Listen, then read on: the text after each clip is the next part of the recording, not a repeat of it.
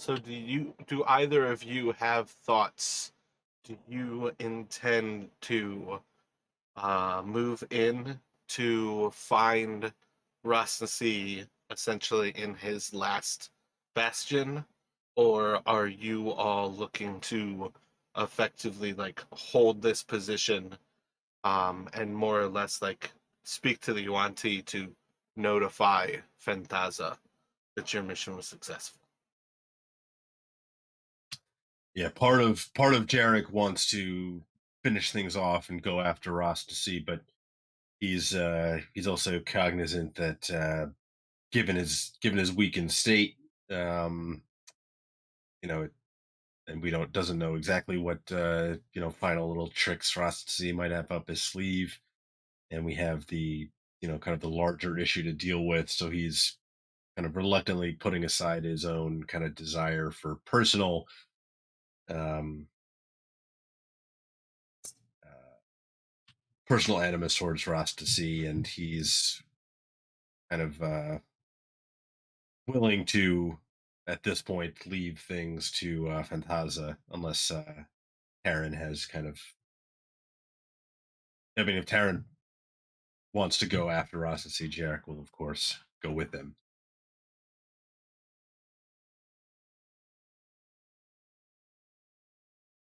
Yeah, well, that Darren's gonna defer to you there because you're the one pretty beat up from what he can see, and if doesn't really want to risk it if you don't think you're up to it.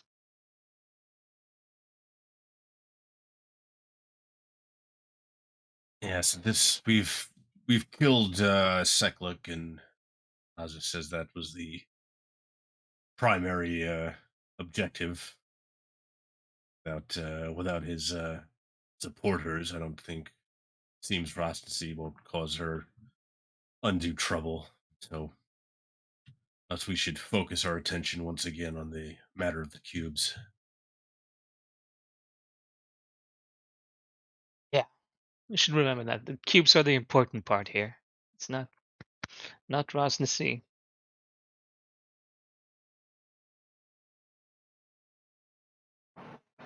So I think at this point, you all are going to basically see as the Yuan-Ti still inside of this room are going to start to kind of take uh, kind of defensive positions around these teleportation points that Rust and C can move between.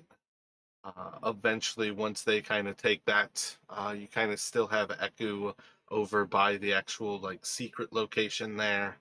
The for the hall, like into his study, and eventually one of the remaining priests is going to head off and eventually come back with Fanthaza. You'll have some more reinforcements. Pretty much at this point, you're going to not really see anybody who's looking remotely healthy. I think it is sufficient to say everybody you are going to see is going to have plenty of signs of this civil war that is happening inside of this place. Um, be it more gaping wounds, some of them more superficial wounds, but in the long run, everybody is very much uh, showing signs of the battles about. Um, there's not going to be a push to move into this chamber until Fantaza ends up having probably like six or so Yuan-Ti with her. And when they do eventually go inside, they're going to basically rush pretty quickly. All of them trying to force. I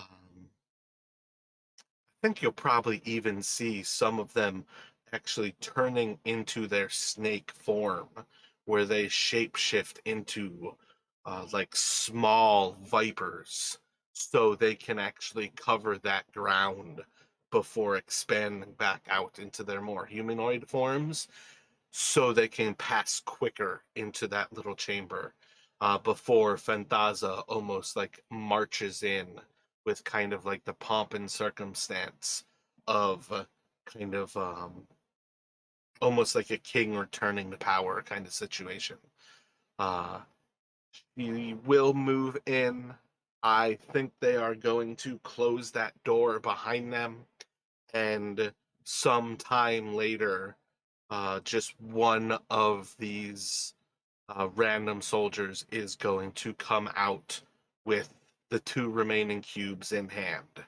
And with very little fanfare, I think they are going to send you away with these cubes. I feel like it will sit as kind of a tense situation.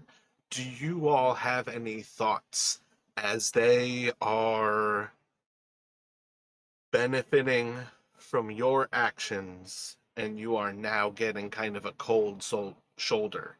Do you have any immediate thoughts as to what you are going to do here? Are you going to take it for what it is and go? Do you want to kind of try to force a conversation that they don't seem ready to have? Uh, like, kind of how does that sit with you all, um, from kind of that perspective?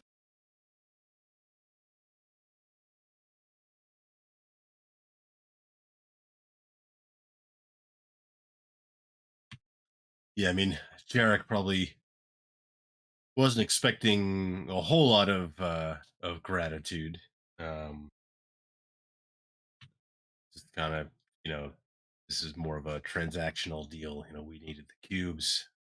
We wanted help with Rostnacy, but I think Jarek would try and kind of as they're being presented with the cubes, you know, we still need to go get the one last one from um the Red Wizards. And we had sent off Orvax to try and make contact with them, but he's thinking like before we leave, we should try and find out, you know, if the Yuan Ti know any if they've been keeping tabs on these on the Red Wizards, if they know where kind of they've been pulled up recently. They Jarek would be like, you know, I think you would after what we've done for you, I think information is not too much to ask.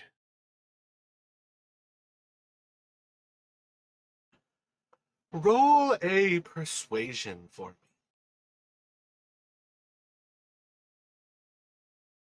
Or I guess if that's intimidation, you can use your intimidation um, bonus. I think he's a little too beat up to really be intimidating. He's and he's not kind of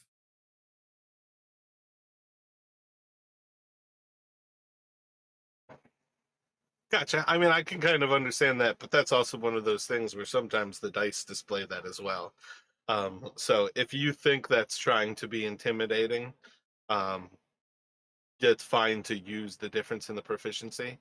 But I think the response you're going to get is maybe this particular individual, um, maybe at this point, it's one of the oh man, I need the name for this class. The purebloods, which are the ones that are effectively humanoid and simply seem scaled, rather than one of them who actually has snake-like appendages.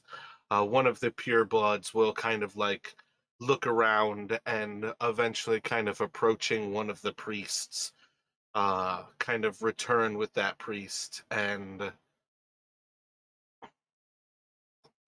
um I think it actually fits with the idea that maybe it's the actual the interrogator who first interrogated you when they brought you in here.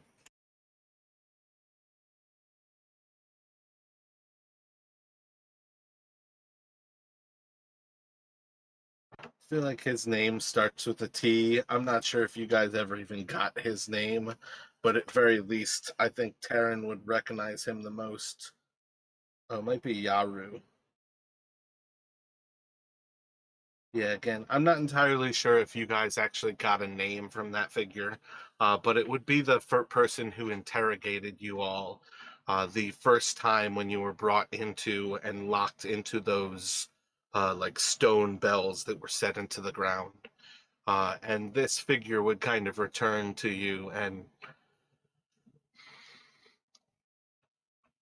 the Red Wizards have been careful. They camp.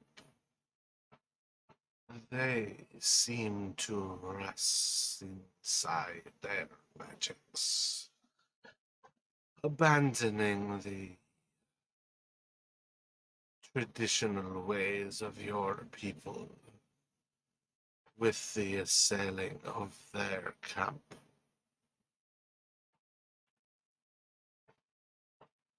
Um, and maybe he'll have for you. They've followed much more closely behind your footsteps and theme to be investigating the temple still.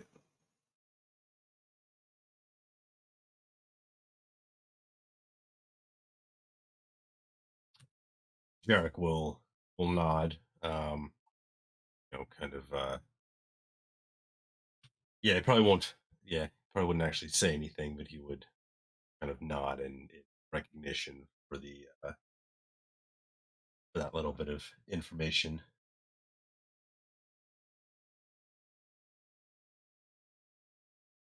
If he recognizes Yaru, obviously he wouldn't be super happy to see it, but he he's still kind of very uneasy with this whole sort of alliance of convenience. So he's being as cordial as he needs to be, but not friendly.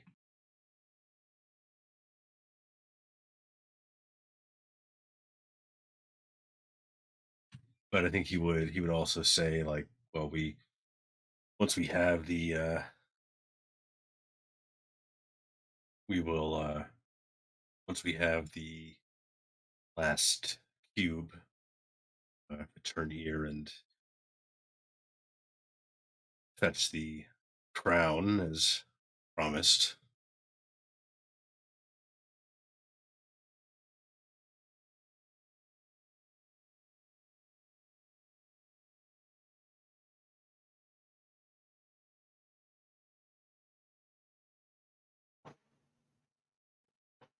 While you serve the will of Andaza, you will not be troubled, but be weary to return without the crown. Will cost you much. To come back into these halls, you should be sure to return with what she asks for.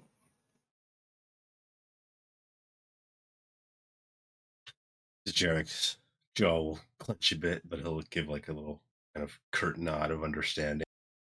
And so I should have rephrased that better because I was the tomb is not in the fane, right? It's outside. It's not. Yeah, I was actually going to kind of address that. I think his comment would be enough to kind of reference to you that you're not looking for a place that's like inside of this place. Um,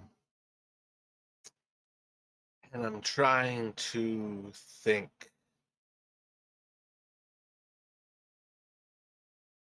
It's very weird to me that the Yuan-Ti inhabit this place, but wouldn't actually know where all of the temples are.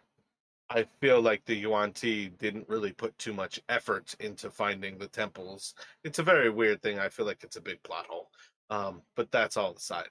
I think they would know enough to then point you all to the actual entrance. And I don't think they need any kind of fanfare to it or any riddle to effectively tell you that you're looking for the entrance. It's marked the entrance to the Temple of the Nine Gods, near the King of Feathers, to the northwest. Look for a great obelisk of obsidian, standing tall. There you will find where the gods met there. And with kind of like a wry little smile, and all of your kind who remained in this place.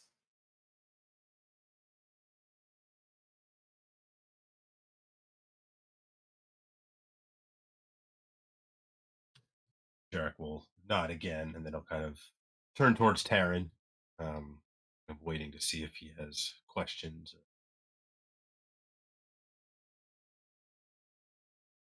No, not really. You just want to get out of here. Quick as possible. Not really feeling all that good with helping with the yen side at the moment.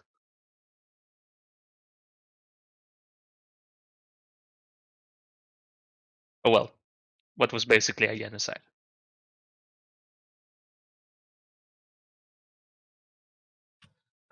Yeah. Oh, sorry. Go ahead. Yeah, I just wanted to kind of touch on like one thing, like I said to Jarek last week, was kind of a reminder that like Dendar the Night Serpent is kind of like a greater deity in the level of like the inevitable destruction as like things come to an end. It's almost like the eventual like cooling of a sun as it becomes a red dwarf and eventually like consumes its solar system. This is the type of like inevitable end that is talking about hundreds of thousands and millions of years in the future, versus like a Serac and the Soulmonger is something that is happening right now. That was one of those things where like this was definitely kind of being between the rock and a hard place, but there's definitely a difference in the immediacy. This is somebody who, I don't know, I feel like there's a very subtle difference between recognizing these evil beings for what they are and their religious zealotry that's talking about the end of all things versus something that is actively disrupting your ability to resurrect friends. That's like actively friends are dying. I feel like there's a very big difference between those things. Um, to kind of like sit in this mental space of we're helping the enemy, but isn't this a lesser evil kind of situation? It's that weird gray area though, where you guys are between three evil things. I don't think anybody would be far from recognizing that the Red Wizards serve a lich. Satstam is probably one of the most well-known existences of a lich that there really is, because his theocratic kingdom has not only been so powerful for so long, but I think Sastam's almost like 1500 plus years old. He almost extends back in time to like the fall of the Netheril, and in particular the actual like theocracy of Thay, I believe, does extend back that far.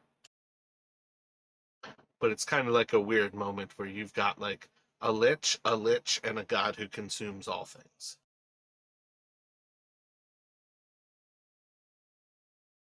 All three very wonderful choices. Indeed. Um, so as far as this goes, you all are welcome to make your exit here. As you start to head out of the throne room, you'll come across the actual Fane. I have old tokens on here because of reasons. I wanted to show you this image specifically because you would still find that there are Malisan Yuan-Ti, the ones who have snake-like appendages, guarding the teleporter that is above the altar to Dendar. And they would still be guarding it in preparation for the odd chance that Rosnasi was to try to make another escape. If you guys took the time to look back into the harem, you would see a very similar situation where there are still priests, there are still pure bloods who are guarding that teleporter. And it's kind of the same thing on your way out if you went towards the sacrificial chamber, where the four of these that are outside of Rosnasi's chamber are all still being guarded in the off chance that something turns. But you are effectively able to walk out of the Fane, returning to this hallway. You can head back past again another like coiled version of Dendar the Night Serpent, heading back up to that area near where you were first captured and imprisoned. You could head up to the doors that have been used as the portcullis to keep you in. This time it would be once again manned by another Yuan-Ti. I think at that point, Terran would have kind of quelled a lot of the fighting, so it would be pretty silent as far as many things go. But you guys can effectively leave without any other issues and start to head back up into and out of the Fane and back into Omu.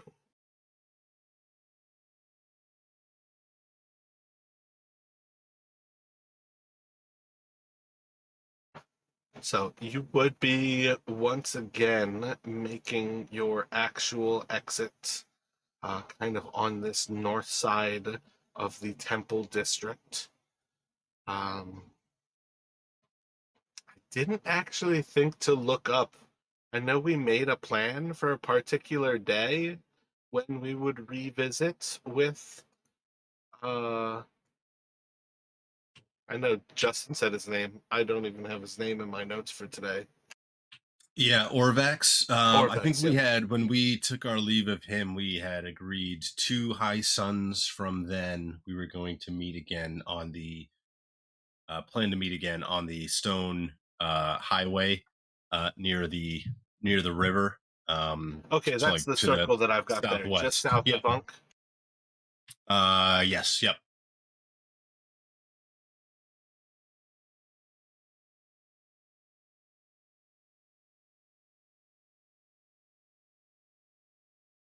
Let me see if I look in my notes. I have the date that you guys kind of left him. I think we're looking at a day ago. I guess that doesn't necessarily. I'm not even sure if I really kept time inside of the Yuan-Ti. I think you're probably looking at that was realistically a few hours of time. Um, I have a feeling that you all effectively have a day here before you would expect. Um, I think, oh, that's actually probably why I said 2 days, is because that would put it on the new day of the new month. I feel like that makes sense. Yeah, Jarek kind of, he, with all the fighting and everything going on, he kind of lost all track of time. Um, But I think you're right. Yeah, it wouldn't have been like even with all that went on, it wasn't all that much time. Yeah, and being underground in there too. That's another one of those things where I feel like it's really easy to forget how artificial light with no recognition of sunlight and darkness outside, artificial light plays some incredible tricks on your brain and how you see the progression of time. I have never had a bedroom where I don't have like windows outside. This room that I live in now, I have my windows blocked off just because the sun like shines into my eyes at my desk for most of the day. So I've just like shuttered them and it drives me nuts. But at the same time, I know there is like psychological damage that's like the almost like water torture of dripping water on your forehead levels of not being able to see the sun is just as bad as like getting a migraine because the sun's shining into my eyes. It's very weird to lose track of where the sun is and what like daylight is doing around you. Yeah, that's what casinos do. No windows, no clocks, lots of artificial light.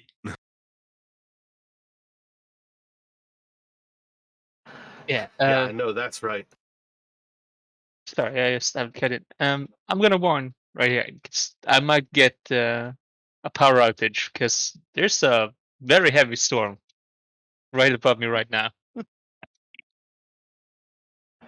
Gotcha. If something does go down, do you have Discord on your phone where you could at least keep us somewhat notified? I think I do. I just don't think I'm logged into it, and I don't remember my password. If you do it while you still have access on your computer, I don't know how it works one way to the other, but I know with my phone, one of the things that I can do is take a picture of that QR code, and that can log me in. It might be worth trying to do that before you lose power. There's certainly a lot that we can do, especially if your phone's charged and you're willing to play on it, that we can do just over voice and kind of play theater of the mind if you do drop out. But obviously, that can also be your choice, whether you're worried about having a charge on that phone kind of thing. But yeah, we can definitely play it based on your power situation. Yeah, just thought I should warn you. And I am trying to log in right now. Just have to apparently update my password.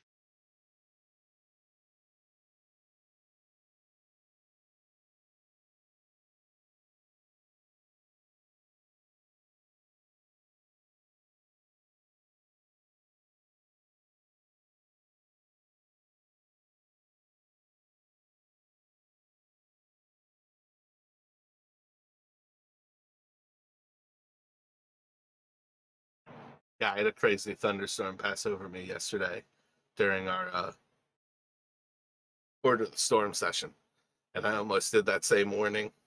If I drop out, it's a thunderstorm. Yeah, we're supposed to get some bad ones yesterday or the day before, but it never materialized here. So Yeah, sweet, sweet heat thunderstorms of the summer.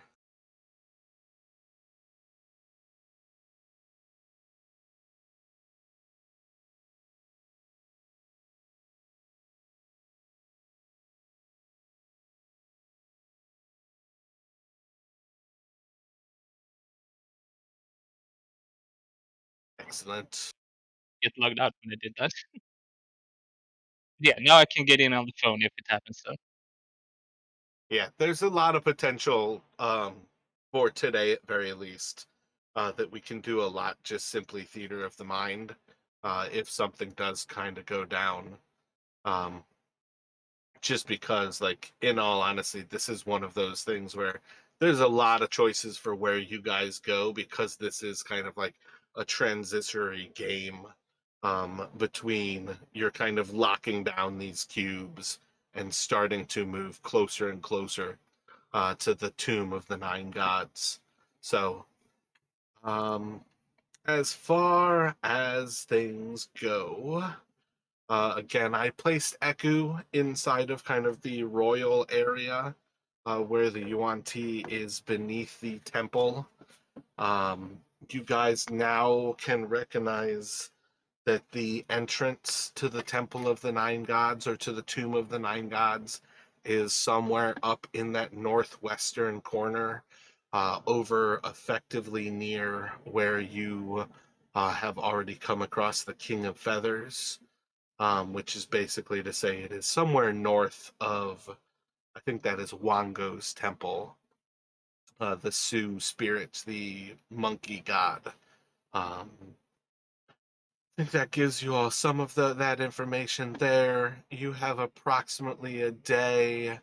I would say you're probably looking at like early afternoon where the sun is maybe like 60 degrees to the west, so there's still some hours of daylight that will be cast across Omo. So you kind of have some choices where you might decide to immediately go, or what you might immediately do here.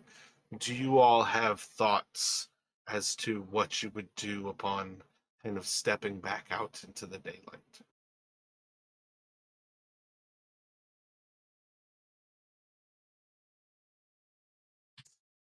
So Jarek is thinking, maybe we take this day, try to scout a little bit around try and find the actual entrance to the tomb, maybe scout about around it before we um, plan to meet up with Orvax again the next day.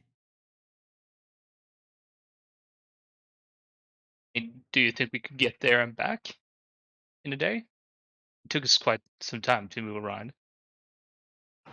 So part of why I left this map in what might look like a mess is to also show like the trails where you all have cleared the jungle gives you a lot more of an expedited path between one place and another. And I think that's even to say, I don't even know if I marked the last day where you all would have traveled um, from Shingabi to Unk. But you guys kind of have paths pretty much to wherever you might go.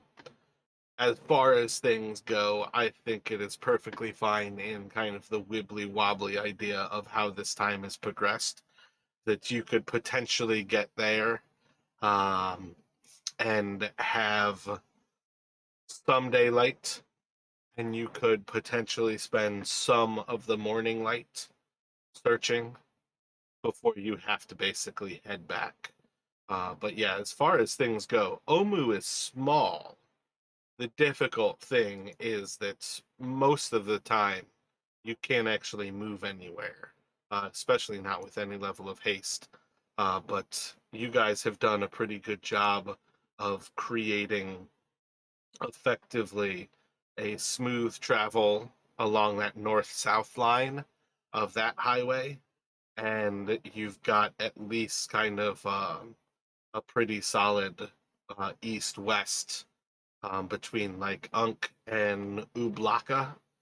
But you do have multiple places that you guys could cut across. You could go north from where you are into the water and cut across from Papazotel towards Wango. Um, that would probably be the fastest initial route.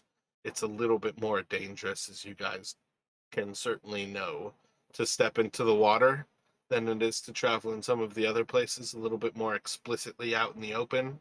The water is one of those places where who knows when you're gonna see a giant gator. Yeah, Jarek would be for if we don't have to go into the water, he's okay with the longer route. But if Taryn has any kind of alternative ideas for how to spend this time, if he has something else he wants to look into. Jarek's not like adamant on the uh, finding the entrance to the tomb sort of thing. That was kind of just the first thought he had.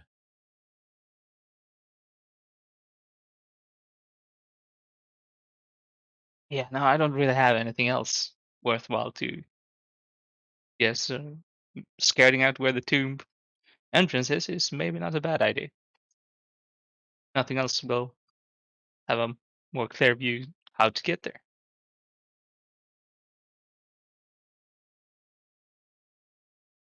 So Jarek is thinking maybe we kind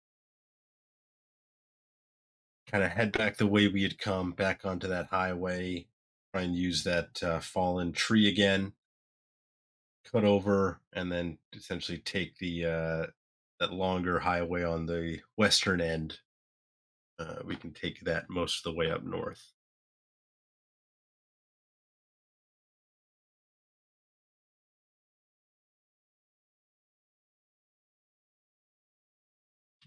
Yeah, yeah, I think that's vaguely the path that we took on that like final day in Omu. Again, that's my bad on kind of forgetting to draw that one in there. Um, yeah. That seems right. Yeah, but essentially, yeah, taking that back across and then taking one of those sets of stairs, either the maybe like the ones here, and then we can just kind of because we've cleared a lot of this already in our travels, so we could essentially take that up. Um, in Jericho. yeah, so like even clearing the vines with how slow it is. Let me switch to another color again. Like that area is like still only like 30 to 45 minutes of clearing to move that. But that area when it's clear is like 5 minutes of walking.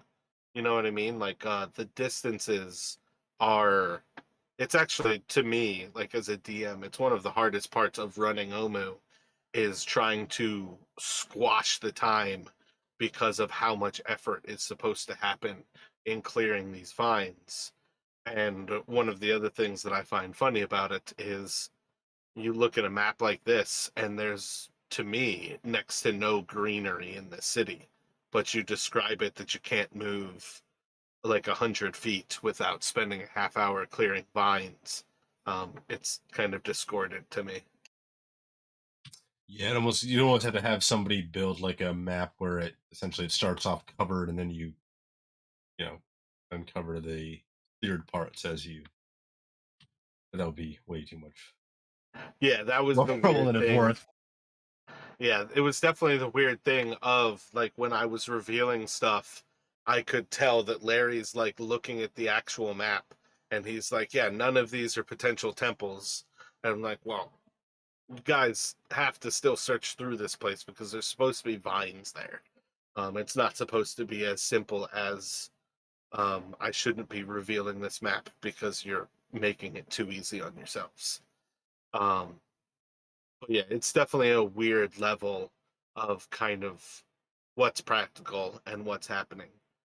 But yeah, I would say if you guys are looking to travel south, heading west, and then taking that route north, um,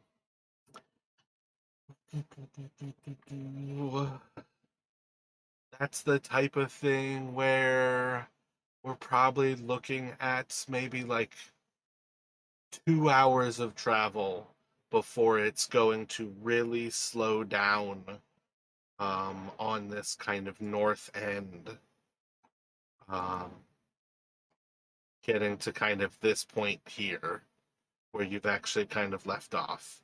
I think you can do most of this though in a pretty expedited 2 hours time.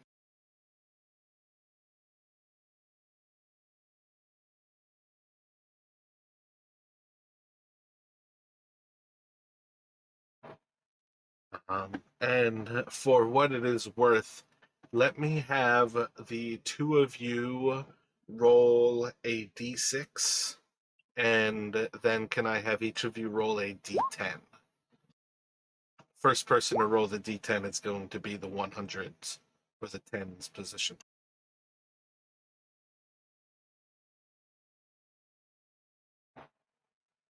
So you're not going to come across any like explicit combat in these moments here. It's going to take you all um, perhaps a little bit less than 2 hours. So let's say the sun is probably at like a 70 or an 80-degree arc. You're probably looking at still, say, like 2 to 3 hours of sun. And even then, when it does start to go, kind of there's that recognition still where the sun is cut off a lot too because of these like 150-foot walls where Omu has sunk into the ground. So there's that level of a threat kind of happening. I think among the kind of notable things that you might come across in this time is actually the meeting of another Jit. I feel like D&D uses a different name, but cat person. It is not going to be Bag of Nails, who you all met previously. Um,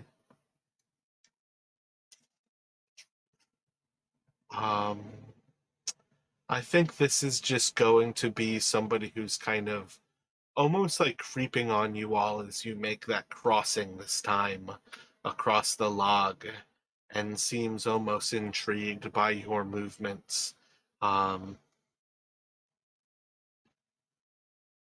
Let me actually get a perception check from you all here.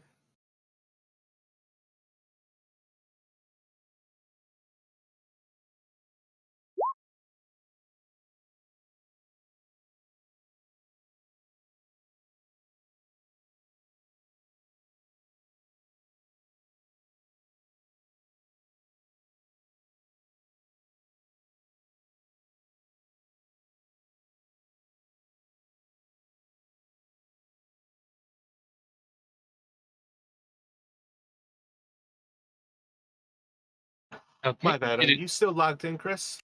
Yeah, I am, but I saw a roll on my like- D&D Beyond. It just didn't go over to roll 20. What do you get on D&D?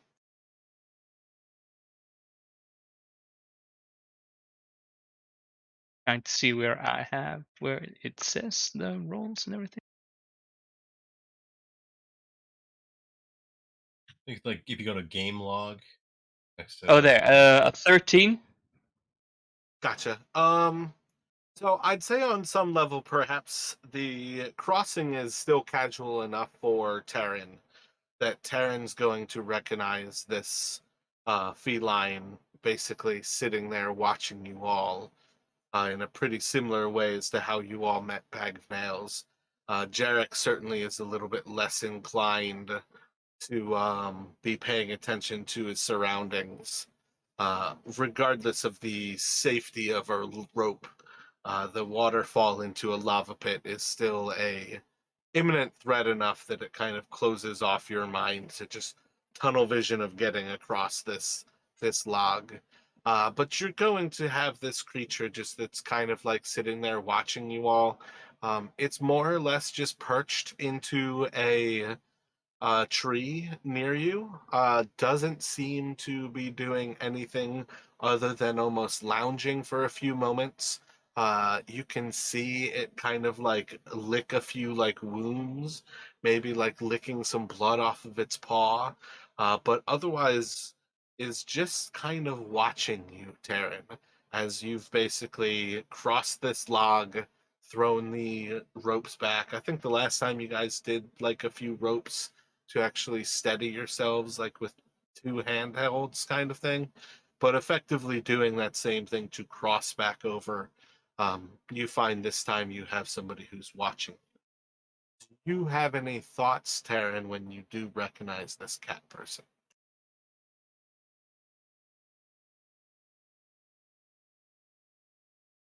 or rather, you're not recognizing the cat person, but you're recognizing that there is a cat watching you. Well, seeing as they seem to be watching at the moment, I'm basically just gonna point them out to Yarrick.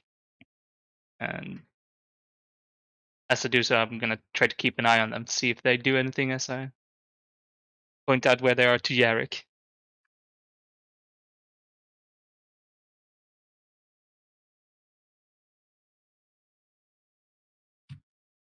Yeah. See what it wants, Taryn.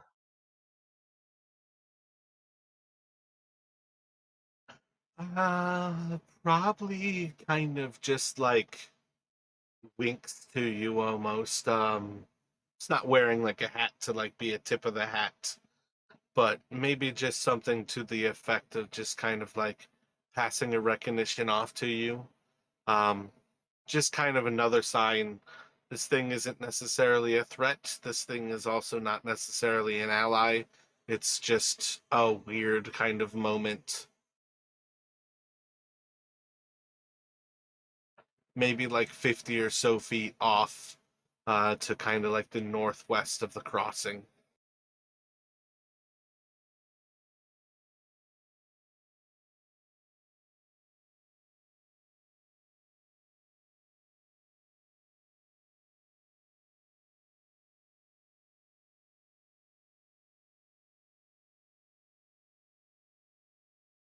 Yeah, Jarek is thinking, if this one's similar to Bag of Nails, they tend to get around. Maybe they um might be worth speaking with them.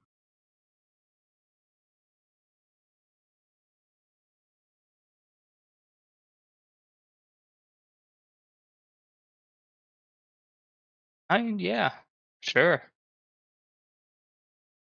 As long as it doesn't take too long. So,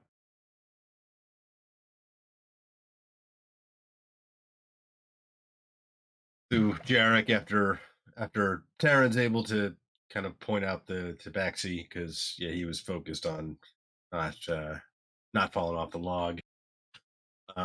Will kind of try to essentially make eye contact, kind of get a nod of recognition, and then kind of give like a try and give a gesture, um,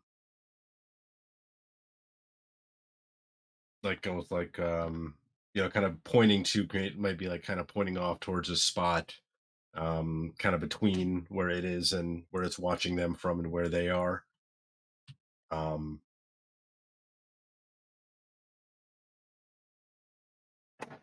So while you're kind of like gathering yourself and almost like nodding to this creature, you're going to see as it kind of like stands up and does kind of that very feline like flexing its spine, kind of stretching out its back.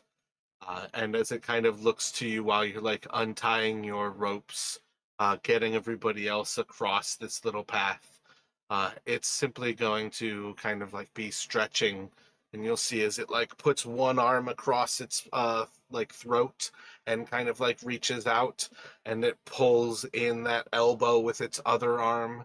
And you're seeing as this creature's starting to like stretch out its muscles before eventually it's going to look to you all and you all seem quite skilled in your movements in Nomu.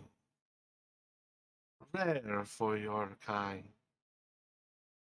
It would be a pleasure to join you all in battle.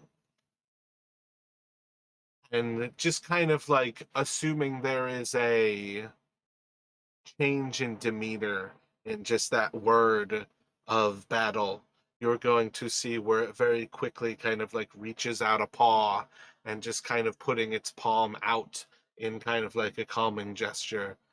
There is no rush.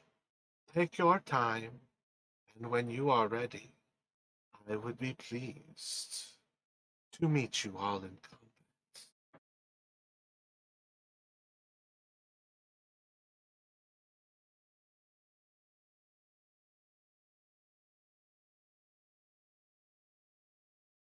combat. I'm sorry, but Is this a usual thing for you to just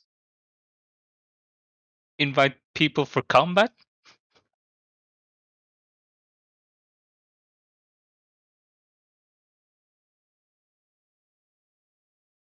Make a persuasion check.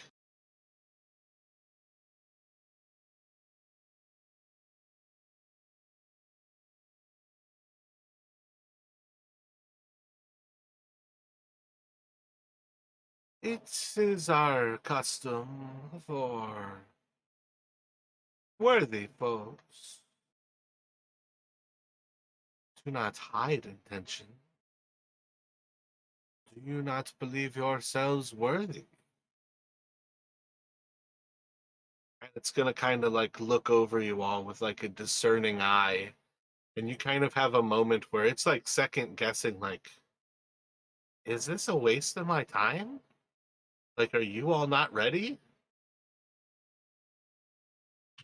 It's been a long day already. What do I call you? We've had already seen our fair share of battle today. You wouldn't be the first to challenge me to a duel, in fact.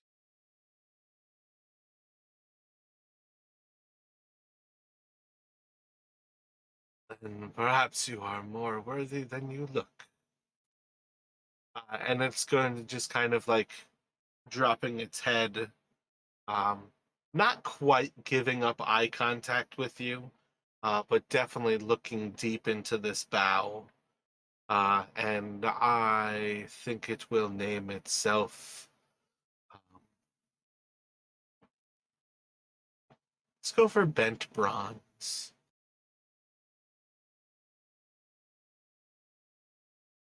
And this combat bent bronze, and Jarek would he would offer his own name once the tabaxi named itself. What kind of talking for sport, death? Don't know your customs. Need they be exclusive?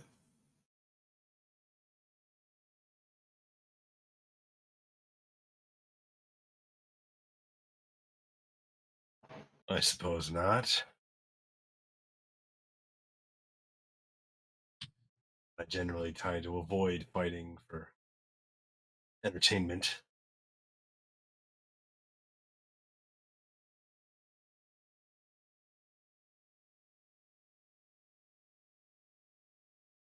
It would be most pleasing for me if you would find such things worthy. If you fear, then perhaps you are not worthy. I can hunt you like prey, if you would rather. But you seem different than the rest of this place. You seem closer to Abdallah,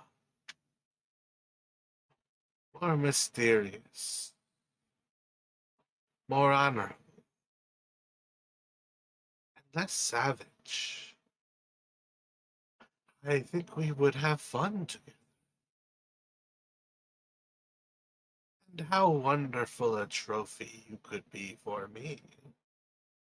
Or perhaps I to you?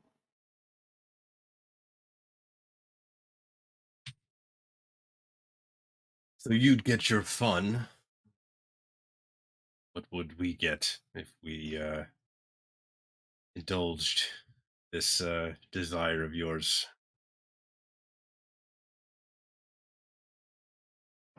You would know when it is coming.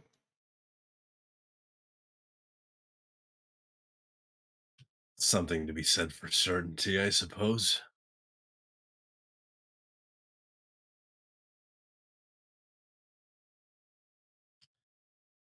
Jarek's going to kind of turn towards Taryn and a little more quietly be like, this thing's going to be hunting for us anyway. Perhaps we get it over with. Probably. But I'm just gonna say one thing there. Ben Bronze, and this is just information. We'll still do combat. Don't worry about that. Just do you know about like the Feathered King up to the northwest? It's supposed to be very challenging, if nothing else. There is another tabaxi out on the hunt, Bag of Nails. I don't know if you heard of them, but seems to be quite a terrifying foe indeed. So might be something for you to consider after our combat if you have the time for it.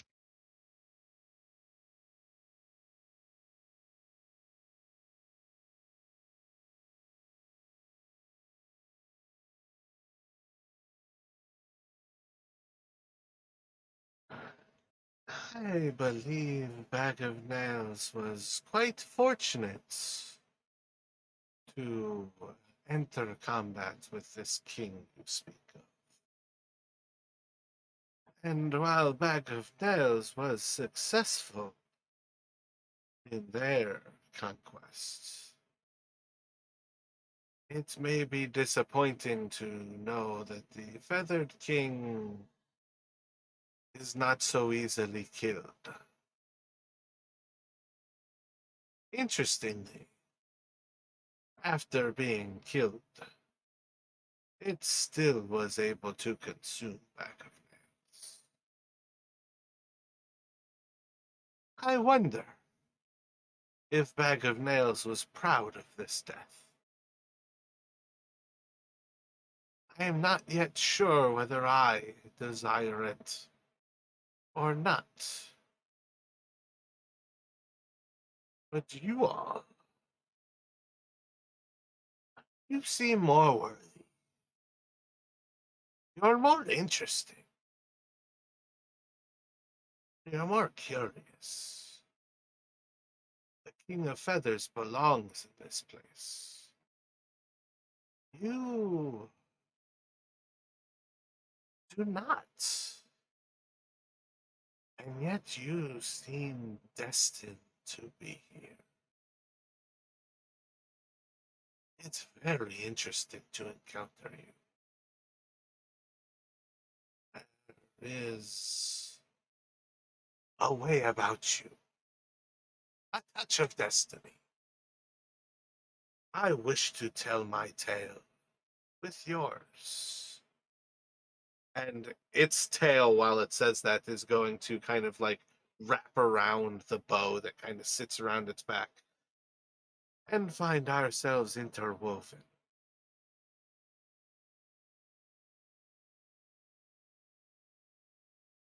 Oh, and then before we do combat, should we let my companion point to Jack just let him rest up a little bit before he did literally just a little while ago fight through a horde of Yuan Ti. So he might not be at his best, and you would want to fight him at his best, right?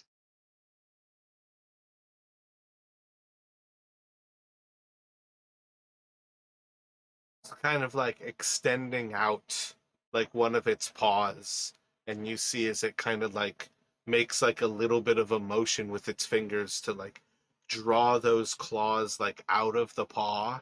It's just going to kind of like just slide that paw down the tree as it kind of moves its feet over and down to kind of have like 1 foot braced against the tree and like 2 or 3 claws kind of stabbed into the bark, just enough that it's almost like slowly sliding down this tree, almost like it's a like fireman's pole, like coming down to your level.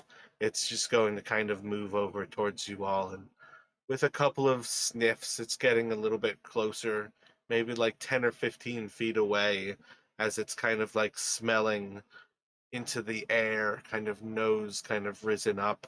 and you see like more and more this creature's fur is like kind of like a blend of these colors. That while they don't fit into the scenery of Omu in particular, like being out in the jungle, this creature could almost entirely disappear into like the fresh greenery of the Chalt's jungle. And it's just going to approach you, sniffing into the air and looking. We all have wounds from this place, but are you not prepared?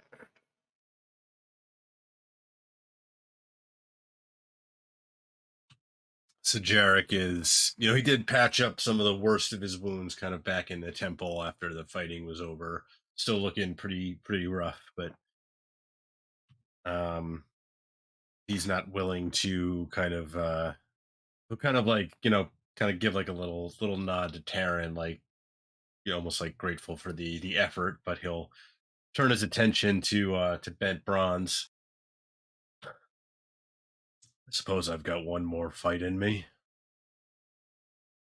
And I'll kind of do like the kind of like not quite as gracefully as the tabaxi, but I'll do that kind of like neck roll and back, you know, kind of cracking, rolling shoulders kind of thing. So, are you currently are you currently bloodied right now? I'm doing a medicine check on you, or rather, Bent Bronze is doing a medicine check on you, with kind of these sniffs and this movement towards you. He is bloodied.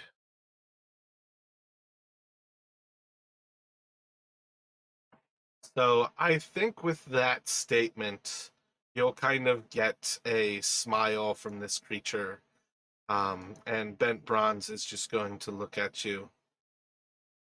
This is why I am pleased to have met you. If you desire,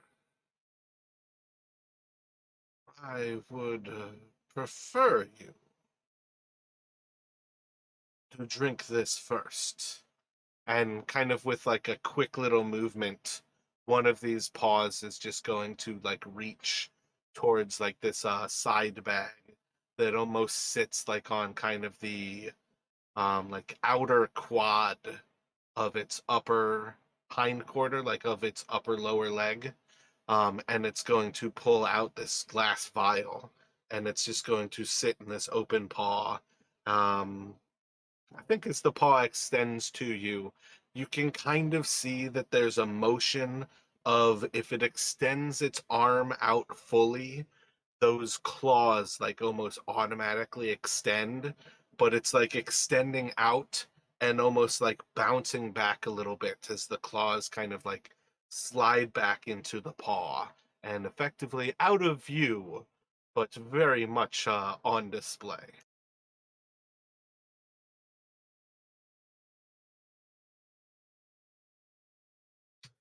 Jarek will kind of like watch this display and kind of glance at the vial and then back to Bent Bronze, and then kind of a bit sardonically he'll be generous of you.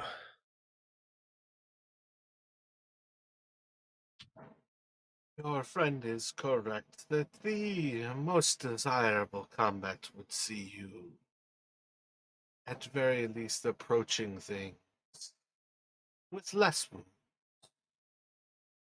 And then kind of looking back towards Terran. But combat does not always wait for us to be free of wounds.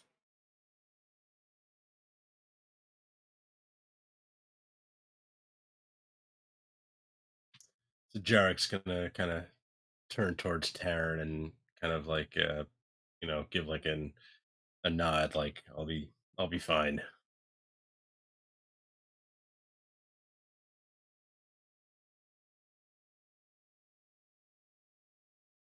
All right then.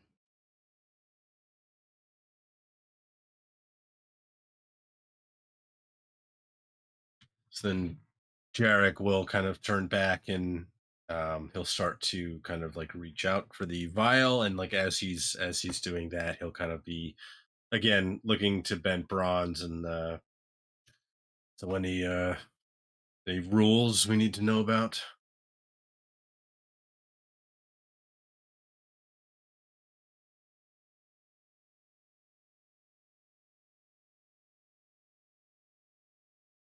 You have battled the Yuan Ti. Do they offer you rules? Do you approach your life with rules? Would you like to tell me the rules you would prefer? Well, I just wasn't sure if you had desire to make this. You planning to take on a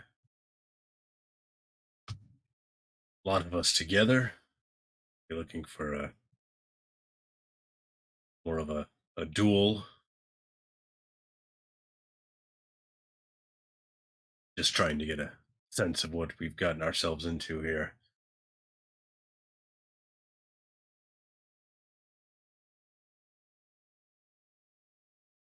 Perhaps it would be ideal to simply die to you all. But I think it would be nice to fight less. But then would it be a joy to kill you one at a time? I think perhaps we should fight to the death and be open with everything else as its place. If death is too much to ask, I apologize, but that is my only desire. Yours or mine would be equally pleasing.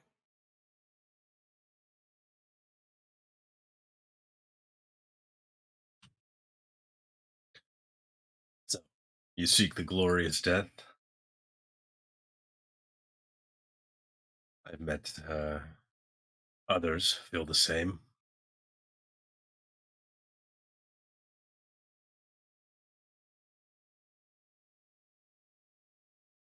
Might have counted myself amongst them once.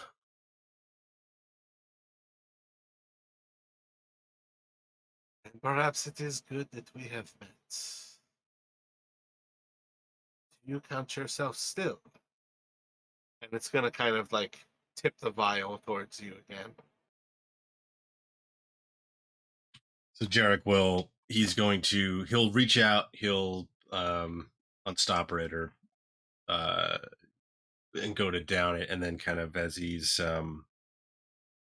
finishing, he'll be like, I do not consider myself afraid of death, but I no longer seek it. Does well enough seeking me.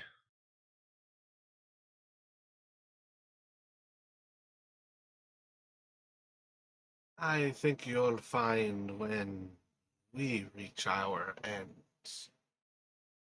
we choose to court death rather than to try to avoid it, as if it has not always been a lover at our side.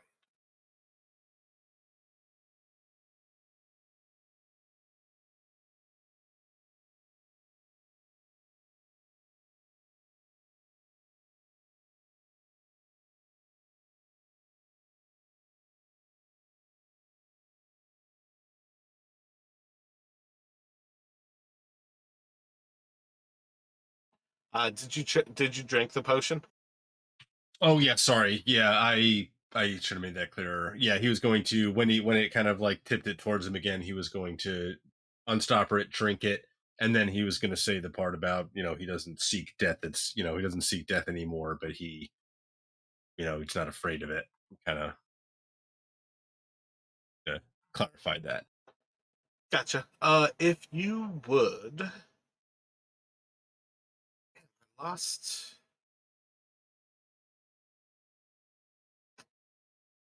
Roll a D100 for me, and then you can roll 8d4.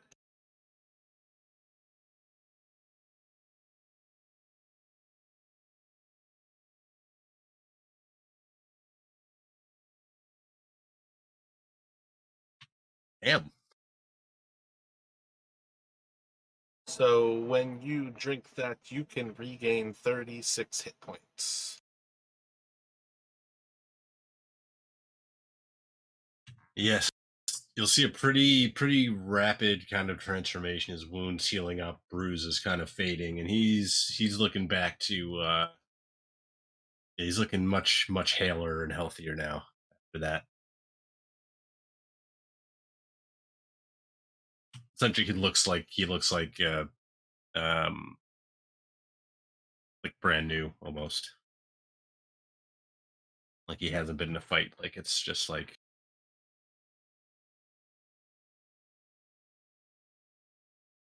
I had another table that I just can't find in all of my notes at present.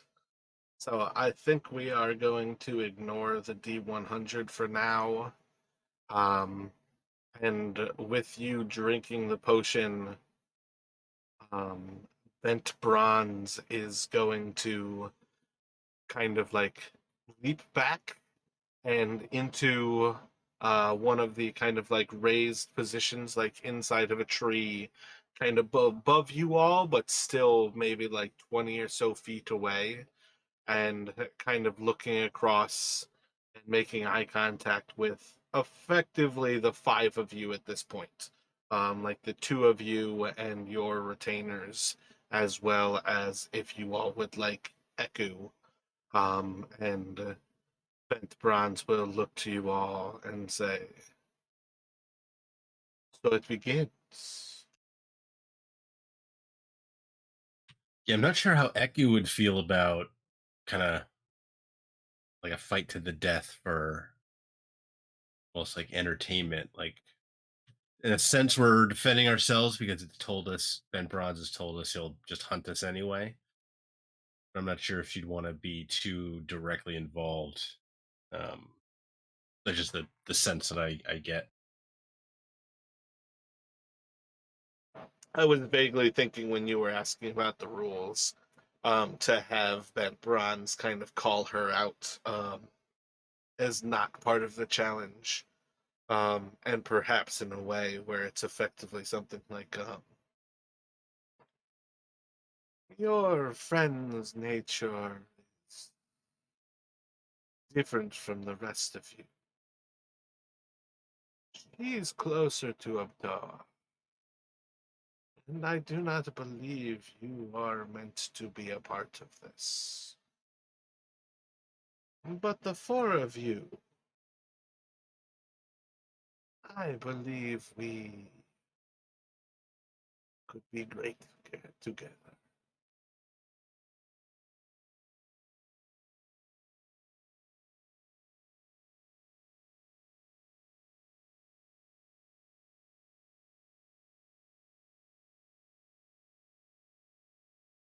But again, effectively from this point, if you guys would roll initiative, this is simply going to be a theater of the mind little combat that you all have here. At present, Bent Bronze is effectively above you guys about 15 or so feet, and about 20 or so feet to the northwest of where you all essentially are.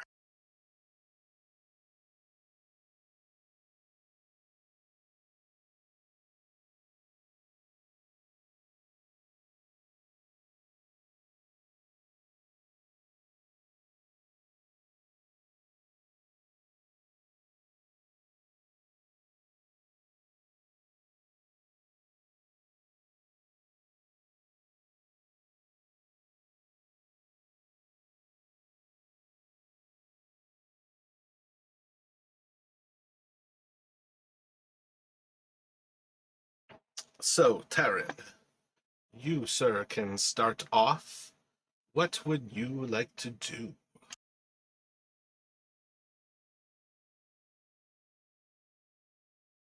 Seeing as he's away and a bit up, I want to pull out my bow. and try to shoot him.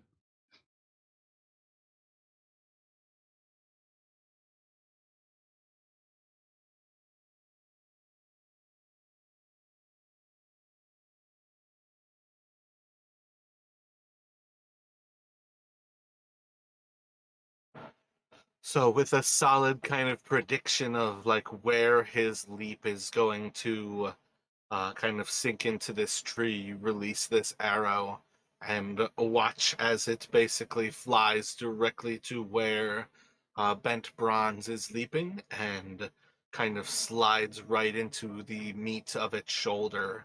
And you can kind of see as this like arrow kind of sinks into its flesh.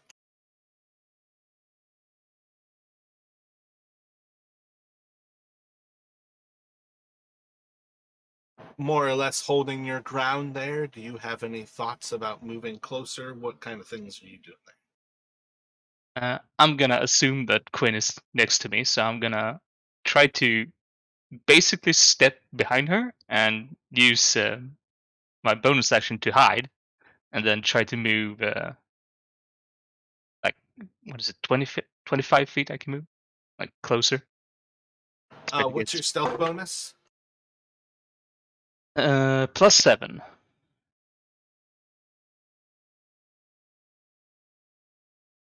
Do you want me to roll it or? Nope, I'm rolling that for you. But you can do that. Where are you moving after hiding? Let's see. They were. Was it northwest? Oh, how were they Yeah, placed? effectively Mm. northwest of you. So yeah, I'm gonna move like just a bit northeast, so not directly towards them, but more or them. Gotcha. So like between the water and where Bent Bronze is, kind of situation. Yeah, basically.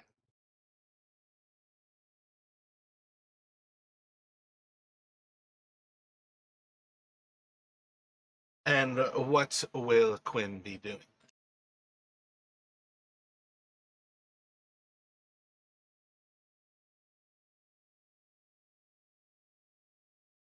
Did we say that she could have? How did we say with range for her? Did she just have the sword, or did she also have a bow?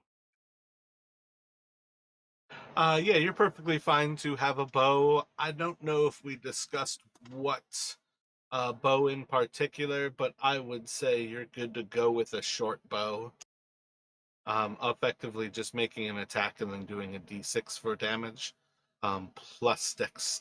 Yeah, I guess realistically, because it's going to have to be dexterity based, her normal attack might not work. But I think a d20 plus, I think she'd be like +4-ish for dexterity. She shouldn't be. Well, actually, I think she's got a full stat block. I think you can roll a dexterity check. Yeah, and she has a 10. Gotcha. Yeah, that to me is one of those. I guess realistically though, fighters are pretty normal to dump stat dexterity. I think it's silly. Yeah. I think a dexterity fighter is far better than an armored fighter. But yeah, just make a effectively it's a d20, and that is basically just going off of her proficiency bonus would still be one lower than you guys. I think actually is +3 at this point. Yeah, because level 6 is still +3, right? And then she would just be a straight d6 for damage, but that will hit with a 15. And that's one of those things where the arrow's going to hit into the armor and just slide in, dealing a little bit of damage to Bent Bronze. And is she going to move at all? Yeah, she's gonna try to move as close to him as possible. Basically, she's gonna want to get within melee range when she can. So for Quinn, you would be able to close the distance to get below, but the Tabaxi is 15 feet above. She will not be able to finish that distance. You could get 10 feet away from it by climbing 5 feet into the tree right now.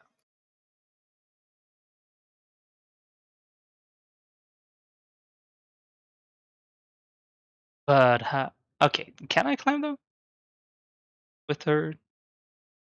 But I'm trying to think. Does it like take an action to climb, or is it? Not in particular. It's like movement speed. It's effectively difficult terrain. Oh, okay. Yeah, then she's gonna try to basically try to climb up what little she can. And then when it's her turn next time again, try to get further.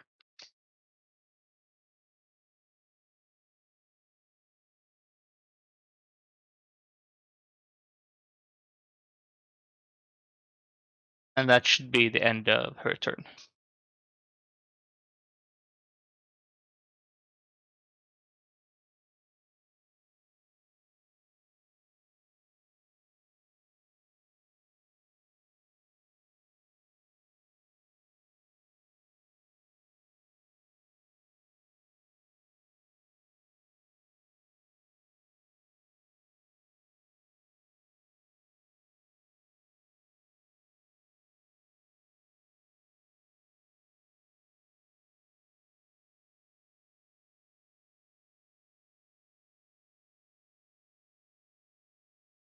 Alrighty. So, Bent Bronze is going to run across this like vine, basically kind of closing this ground back towards Jarek and back over top of effectively like Zeros and Jarek, where they're right on kind of the landing of the water there.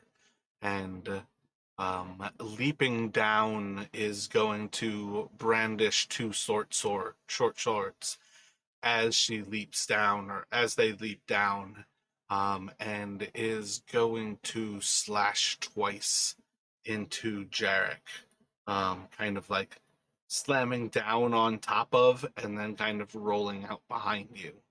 But the first attack here, actually, both of these are going to have advantage. So the first big ol' miss with an 11 to hit, and the second one should hit you with an 18 to hit. Yep. And that is going to deal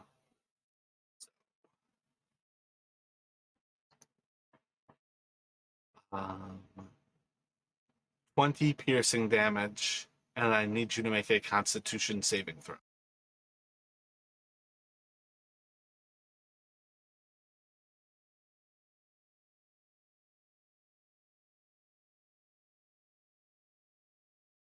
And then 29 poison damage to you. All right, so that leaves Jarek badly bloodied again.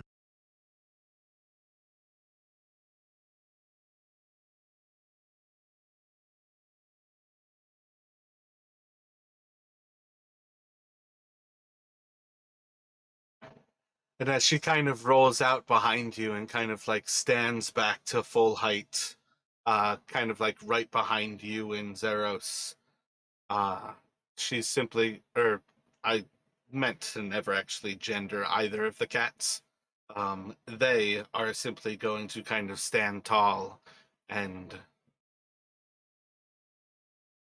perhaps the viper bites deeper than you expect. But sometimes death finds you where you did not expect it would. And then it will go to Jarek. What would you like to do? Yeah, so Jarek is like gritting his teeth as like he can feel kind of like the venom kind of coursing through, but he's not backing down. He's like, he's not dead yet, and he's going to move to retaliate, kind of drawing out. He's got or actually he would have had his probably his main sword out, but he's kind of drawing his short sword matching the two blades, and he is going to move to strike out at Ben Bronze. Starting with the stabbing out with like the actually would have had probably like the cutlass out, slashing like the start with that.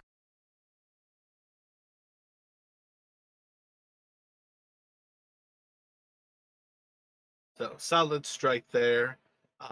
Effectively, Zeros is giving you. Oh wait, Jarek has rogue levels. Just one, so he would get one level Yeah, of sneak you've got your attack. sneak attack. So the first attack's going to hit. The second attack is going to miss there. You can grab your sneak attack, and then you would have a bonus action.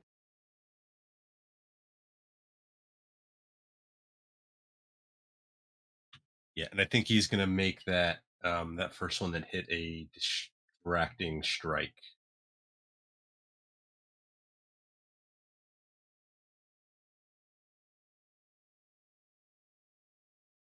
And then stabbing, following up with a stab with the short sword.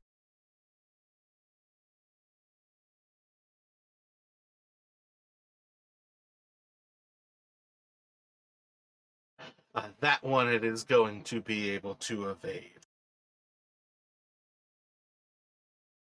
And then he is going to, I think he's going to hold his ground there. Or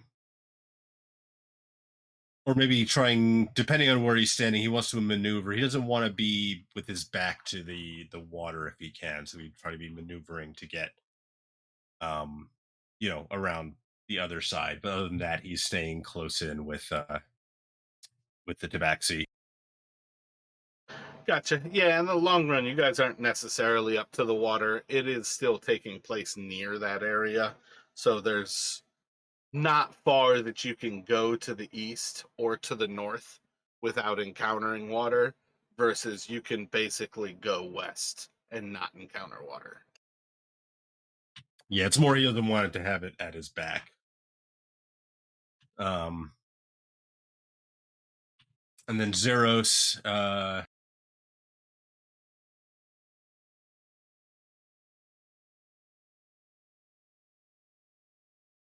Zeros is going to just try and Eldritch Blast. I think he might be at disadvantage here, right? Because he's kind of the Tabaxi's right in with both of them.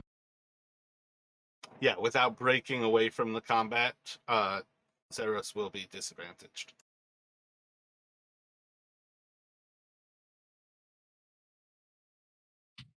Actually, I think he, seeing how hard he hit Jarek and with the poison, I think Zeros will actually back away and try to get some distance as it kind of lands in between them. So he'd be trying to back away.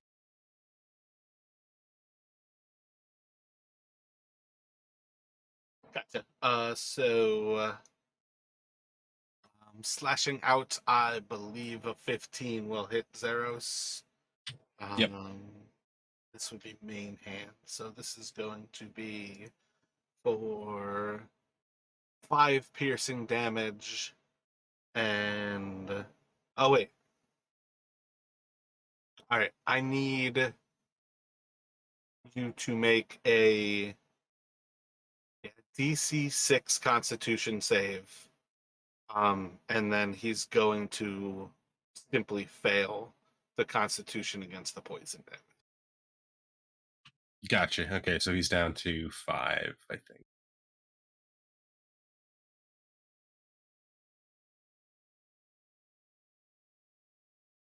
So I don't think he took any during the fight with the Yuan-Ti. So I think you'll see as it kind of extends out this blade to strike out towards Zeros, that it's going to kind of draw this other blade like across its back, and you'll see. I feel like from your perspective to kind of the side of it,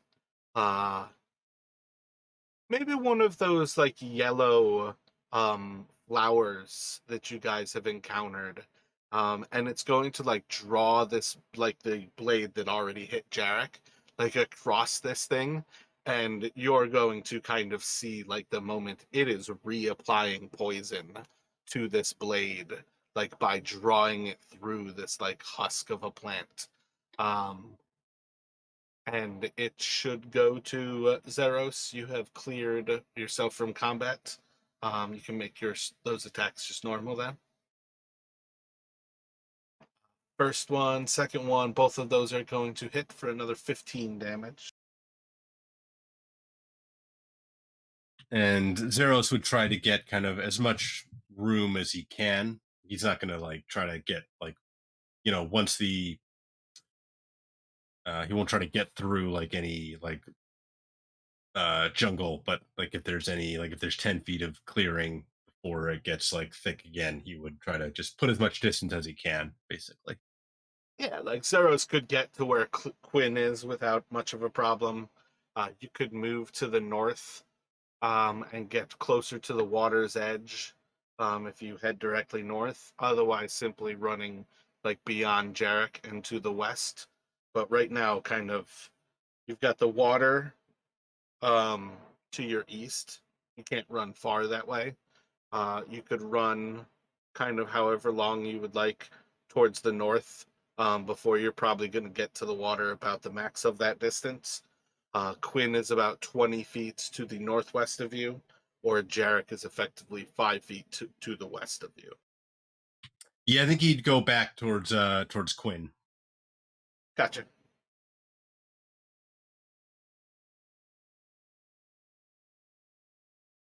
And that would then take it back to Taryn.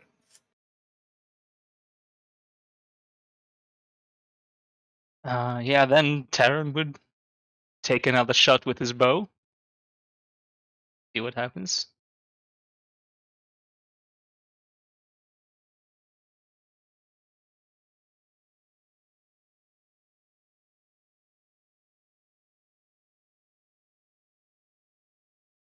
Bow is a solid strike there.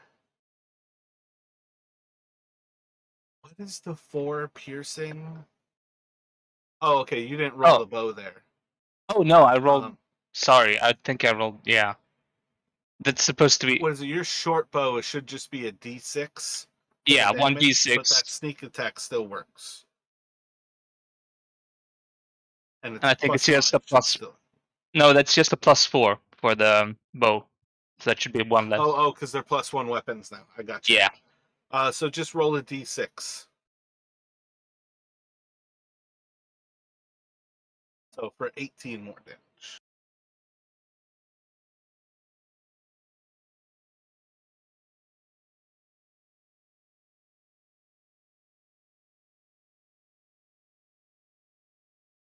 Any thoughts to movement, or like what else would Terran be doing here? He would drop his bow and use his bonus action to summon his Karambit and try to move as close as he can to the Tabaxi to go in for more melee Gotcha. next time. You can definitely close that ground and get back into the combat. Yeah, and as for Quinn, she would probably grumble a little bit about the Tabaxi moving away when she was trying to climb up the tree, but and then tried to move closer too. I mean, she did climb up the 5 feet, so I'm not sure she can. Oh yeah, that's minor. You're basically leaping down to get back moving, but you can cover the 20 feet that you've gone. She would have 5 more feet of movement, but you can get back into combat with her. Yeah, then she would move to the Tabaxi, the bent bronze, and she would also drop her bow and pull out her sword instead, and take a swing at them.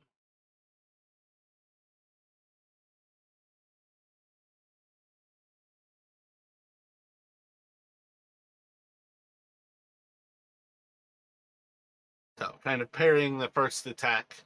The second attack is going to sweep into kind of like an open point in Bent Bronze's guard, dealing another 14. I think that might have been for does she have advantage? Because that 6 might be from the crit. Yeah, I think so. The 6 is probably from the crit. Because I So think the 8 just is the just 8. the 2d6 Oh, plus yeah, 2. my bad.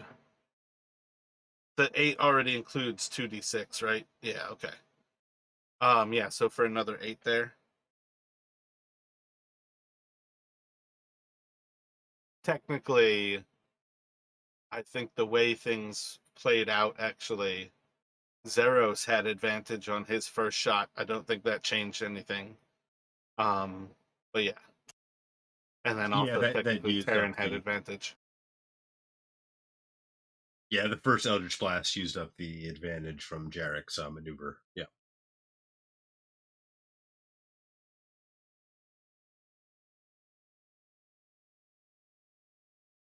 Yeah, and that should have been the end of Quinn's turn.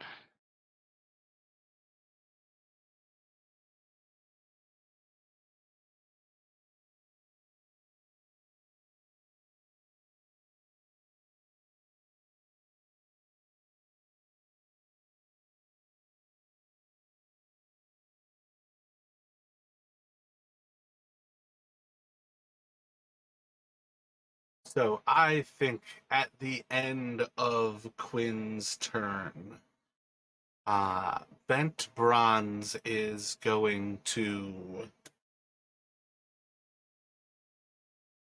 kind of reaching into that same um, like hip bag with kind of like Electritus speed, like slamming a vial down into the ground. There's going to be a puff of smoke. You're going to hear a challenge well met. And by the time this smoke clears, Bent Bronze is not going to be visible here. I need you all to make a perception check here. Don't think you can be successful at it.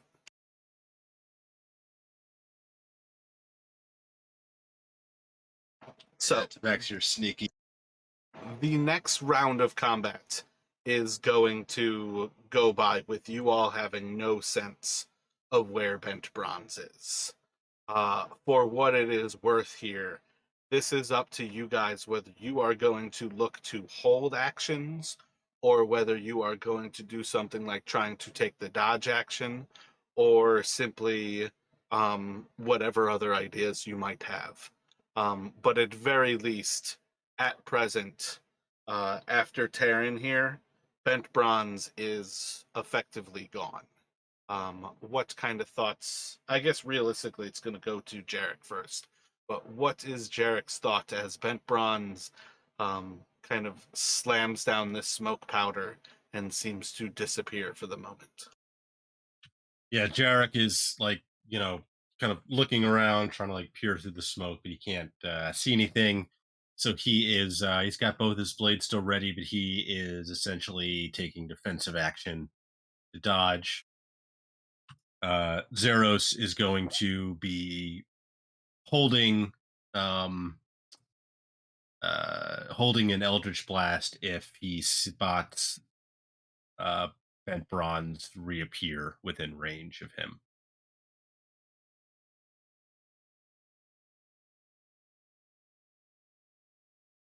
Or I guess since he can't really be looking everywhere at once, maybe he will hold um an It Eldritch. doesn't actually distinguish that. There's not actually a reason that you can't be effectively looking, quote unquote, everywhere at once. Okay, so I was gonna say like the other option would be like holding an Eldritch Blast for if he sees Bent Bronze move to attack one of the party members. Yeah, I don't think your trigger has to be that particular. To effectively know that Bent Bronze is your target is perfectly sufficient there. Taryn, what are your thoughts? Terran would take a more defensive approach, basically going, well, I think back to back with Quinn and taking the dodge action, while Quinn would take the hold action to attack if she notices the tabaxi get any closer. Well, if she sees it within range, so to say.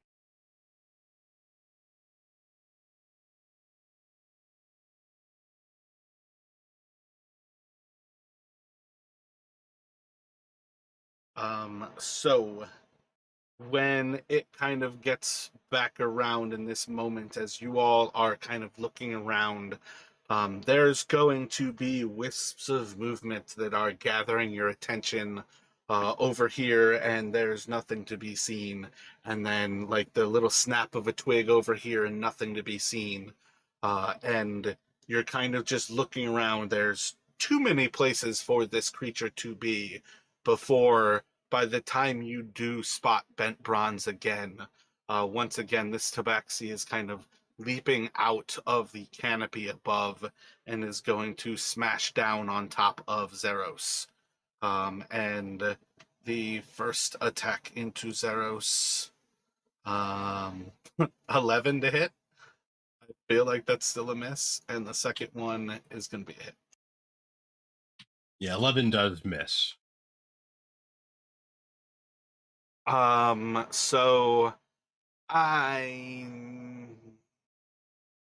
got a con 20. I think you need a nat 20 to get past the piercing damage here. So that's one more wound. And then the poison damage you cannot avoid there. But Okay. that does also proc. You can take your attack of opportunity from holding your action there. Ugh. So kind of blasting into bent bronze, like as they are leaping out at you. It's one of those moments where the spell clearly sinks into like the chest of this creature. It just doesn't seem effective. And that will take us to Jarek and Zeros.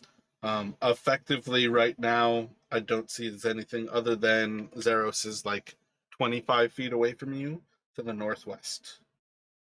Yeah, so Jarek is going to, as imagine Zero, so you let out like a yell of surprise as Bent Bronze is kind of reappearing and leaving on top of him. Jarek is going to kind of sprint over, attempting to lay into Bent Bronze again.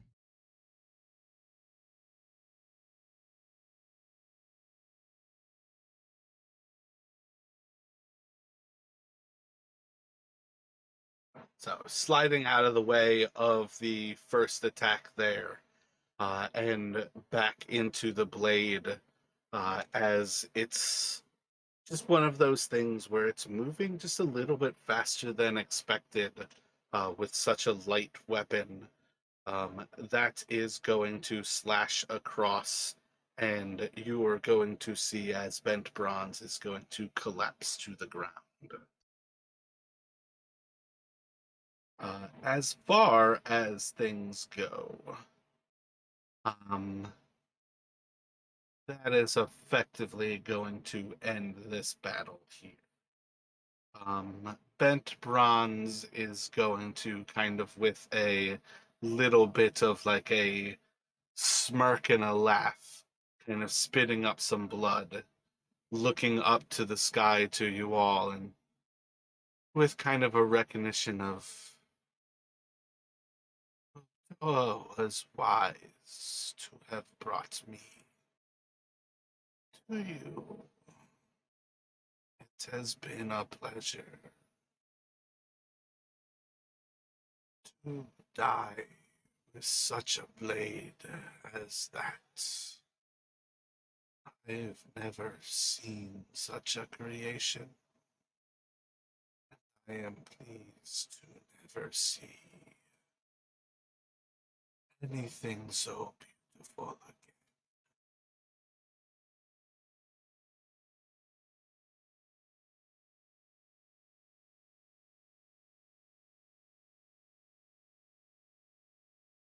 So Jarek just kind of like standing over, like he had his short sword ready to stab, but like as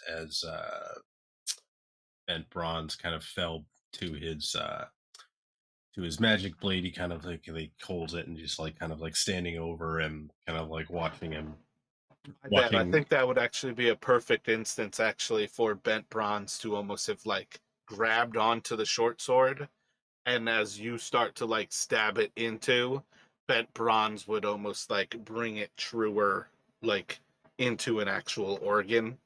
Um, I kind Gotcha. of Yeah, jumped the that. gun there. I forgot about the short sword. No, but I like the idea that like he um what you said with like the magical blade kind of giving the felling blow. But yeah, either way works for me. But Jarek is, yeah, essentially standing over Bent Bronze, kind of like watching. He's just gonna like kind of give like a little like shake of his head, like, kind of like like what a waste. Um, his brow furrow a bit as Ben Bronze mentions like Abtoa bringing them here, but I think he's yeah, he's essentially just going to kind of like watch, be like standing over, not saying anything, breathing hard. He's, he'll just like kind of like mutter almost under his breath, but maybe just loud enough for Ben Bronze to hear, like, well fought.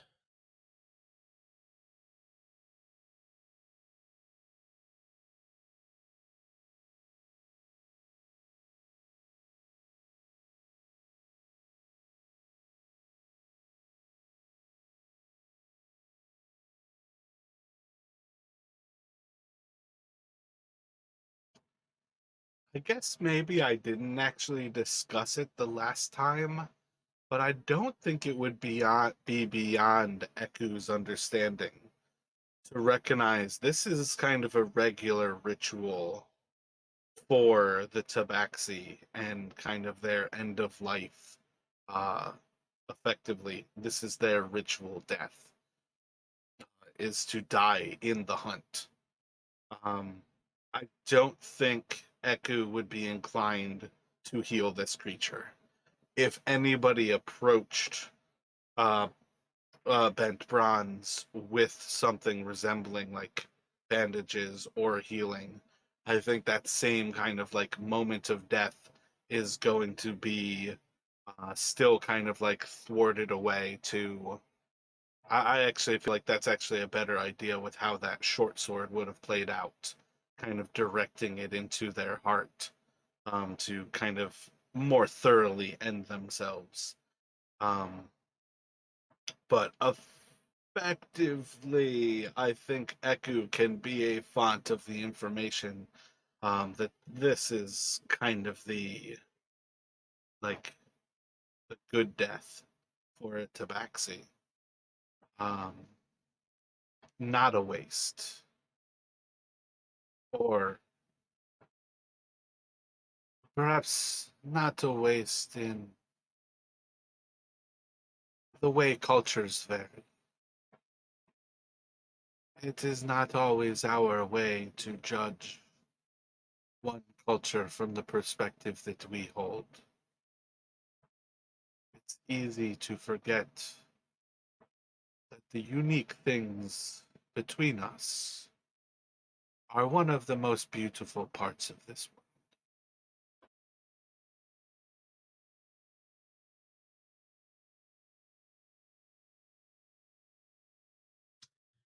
Jarek will kind of he'll give a nod. He's still not sure he um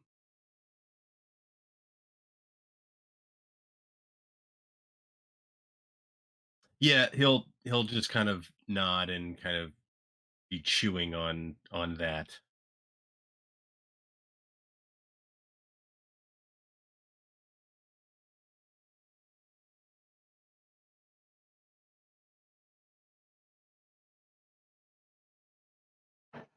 So again, that was kind of meant to be like among some of the things that would have happened like on your actual travel across and back up towards the north. and where you would have found the King of Feathers, or at least like kind of gone back to the zone where you would expect to like most prominently encounter the King of Feathers. I think this is a good time for us to take a break. Kind of the same idea. If we take 15 minutes, we should be back 25 after the hour. But I feel like that's a kind of good place for us to take a break. And we'll pick up with the group back up in that kind of square where your clearing of the northward pass kind of ends. Sure. Yep. Sounds good. Well, sounds good to me. Yeah, I felt like you guys got robbed by talking your way out of your bag of nails encounter. I think the actual book is like there's 3 tabaxi in Omu at any given time, kind of thing. Oh, and are they all kind of doing the same thing? Like they're just looking for a challenge or something to. Yeah, they're all basically old aged, and this is them coming to die. That's part of why I said like I feel like I left it off. Eku would probably know that the tabaxi they don't grow old. Um, I know there's cultures like this. Like the old folks do not grow old. They go off into the wilderness to die alone so that they never are a burden on their. I think it's kind of Viking culture actually. But basically this idea to never be a burden on everybody. You die in like the prime of your hunting. Yeah, well, that's like the whole idea behind Valhalla, right? The only way to get to Valhalla is to die like a glorious death in combat. Like if you Yep. die Yeah, at but I home. feel like this is a little step further too that like once they start to feel infirmity, they like go off to die too.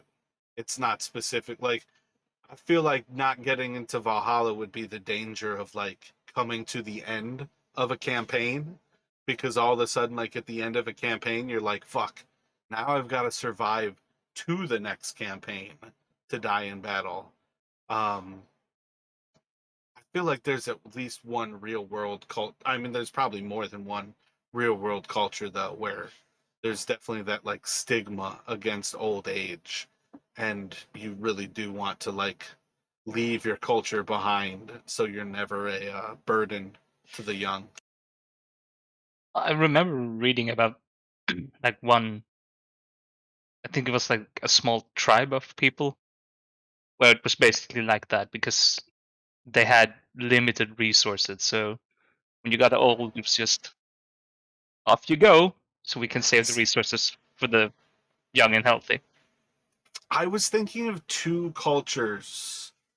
One Polynesian, like the head shrinkers, the cannibals, and then the other one I was actually thinking would have been the some of the horse tamers of the steppe conquered by Rome.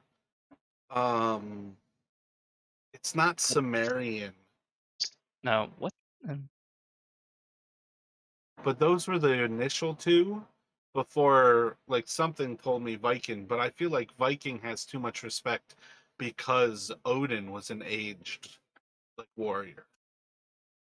Then didn't like the Inuit or some of the like the Alaskan and kind of Arctic cultures, they would like set the elderly would or like those That's who could no probably longer the right contribute conditions.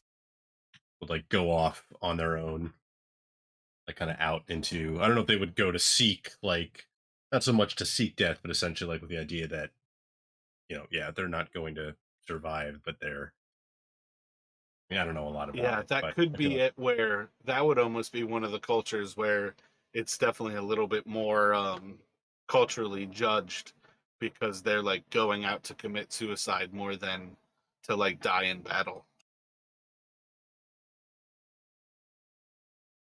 But yeah, I can't remember the actual influence, but I feel like reading about the Tabaxi and like the idea of those 3 warriors being here. I think all of them kind of fit into that idea of it's like definitely like a thread between Valhalla and simply like not being a burden on your youth. And I feel like the Tabaxi, they're all about like kind of new experiences and exploring, and so like maybe like looking for that one last, great fight. Yeah, that kind of fits in with that idea too. But anyway, oh yeah, I'll be back in a few.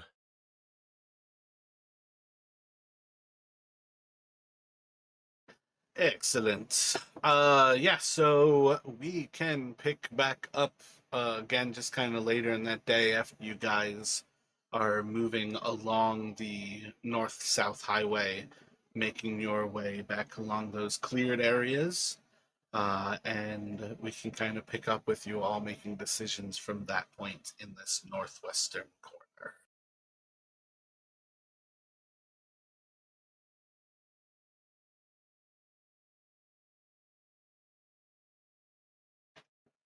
So I'd say on some level, I think the idea was, you're still like hours away from dusk, and you would expect to lose light.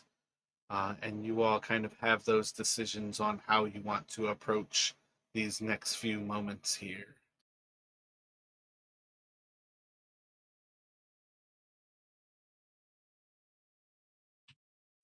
Well, I guess one thing to keep in mind is as we get closer to dusk and we're nearing that amphitheater, I believe uh, we'll want to keep an eye out for that huge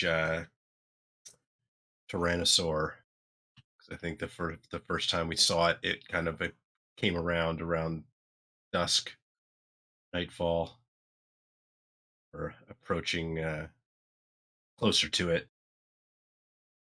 Um, but given the kind of directions that the Yuan-Ti had provided us, Jared would suggest we kind of keep trying to clear our way north. Maybe come off the stairs near the temple and then go on foot from there, or we could try and keep clearing our way up further along the highway and see if we can spot the obelisk uh, from atop the highway. What you were thinking, Taryn? Yeah, I mean, clearing our way up on the highway seems fine to me, and then we could, if we say it, we could just climb down from the side, keep clearing towards it.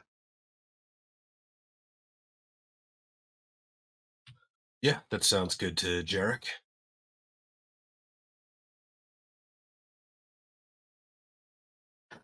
Gotcha. Let me have the two of you roll d12s.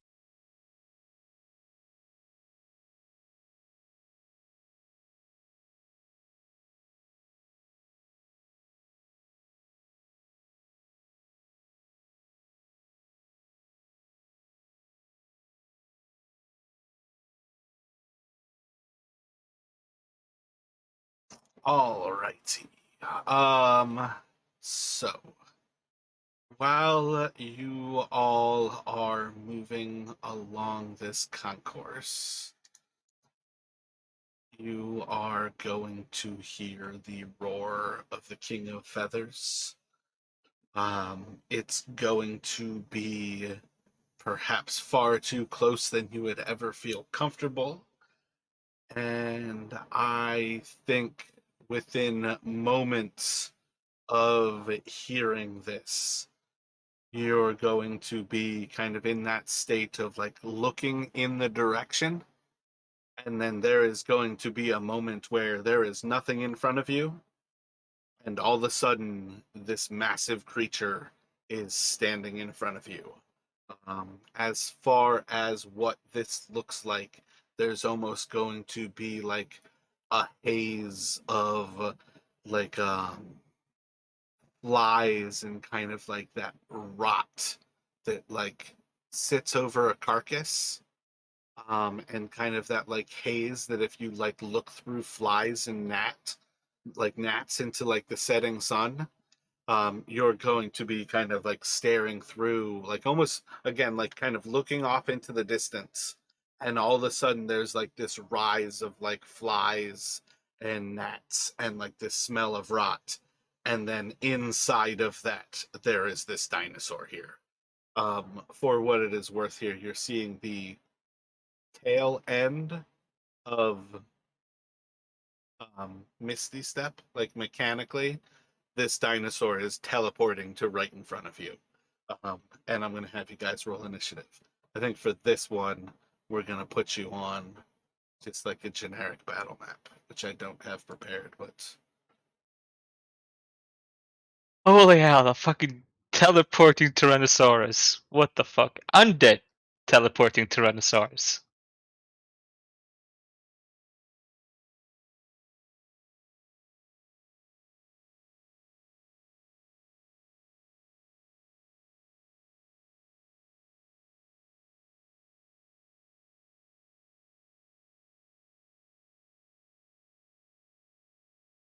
I I've don't never seen know a if the dinosaur do that odds- before.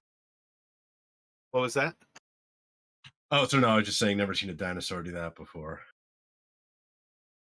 I don't know the exact odds for, like, it's not 1 in 6, it's not 1 in 12, but by asking two people to roll 2d12, to see if there's random encounters.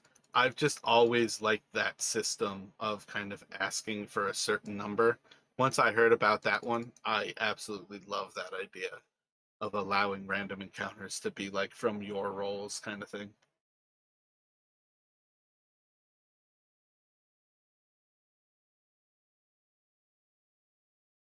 Yeah, I like that rather than just kind of like, okay, here's now a random encounter like after a certain amount of time or something like that. Yeah, leave it up to the dice.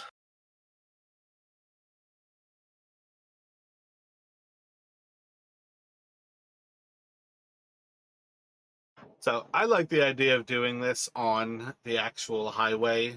I'm not going to dig for a map like that, nor am I going to create one zoomed in.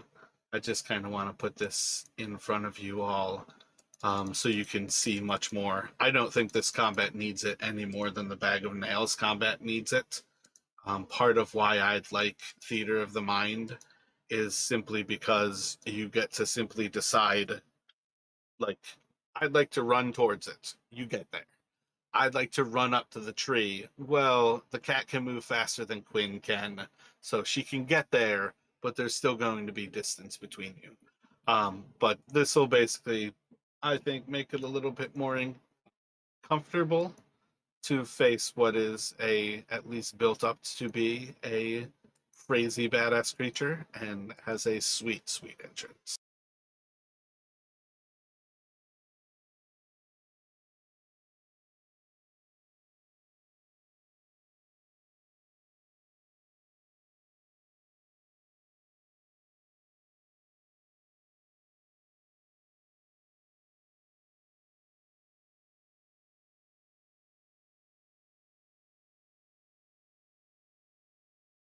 So I believe you guys can see this whole map.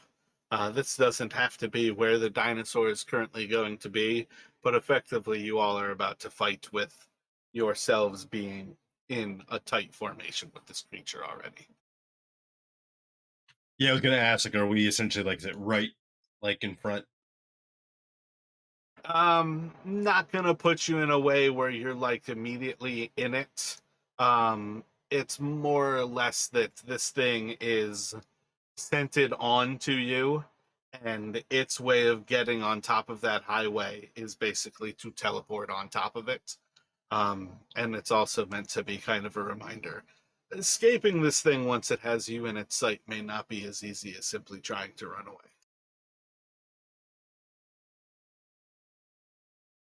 Yeah, I'm thinking Gandalf at the bridge.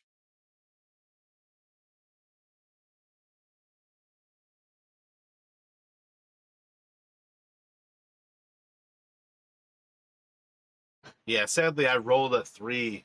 Not really sadly for you guys, but sadly for how things could have played out. I rolled a 3 for it to be stealthy.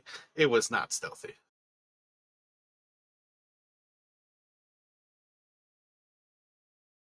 like, ooh, food? I'm gonna go get some food.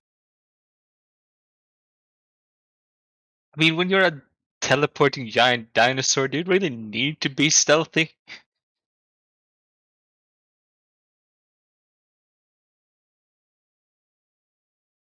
I like the idea that it's still an ambush predator, though.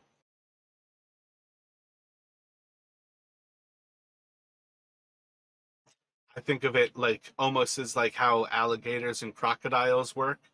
They're super, super, super patient because by the time you know they're there, you're like 99% already dead. Yeah, I think it makes it even scarier that so not only is this thing like massive and like scary looking, but it could also be like right there behind you before you even know it's there.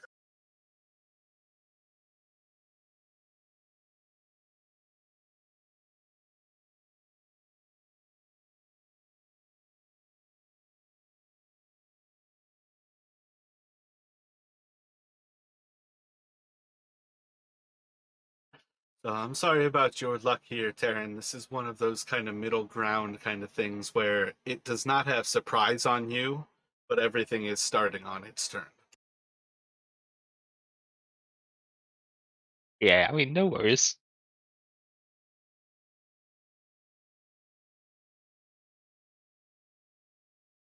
So it is going to start here with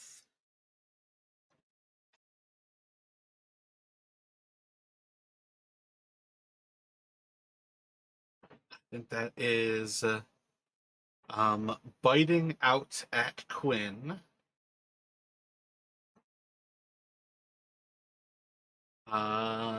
I think a 13 misses her, and this is kind of a really weird one because of how close you two are. But as it bites out at Quinn, it's going to kind of like slash across with its tail towards Terran. That one is definitely going to hit. And as it blasts you with its tail, it is going to deal 14 bludgeoning damage to you.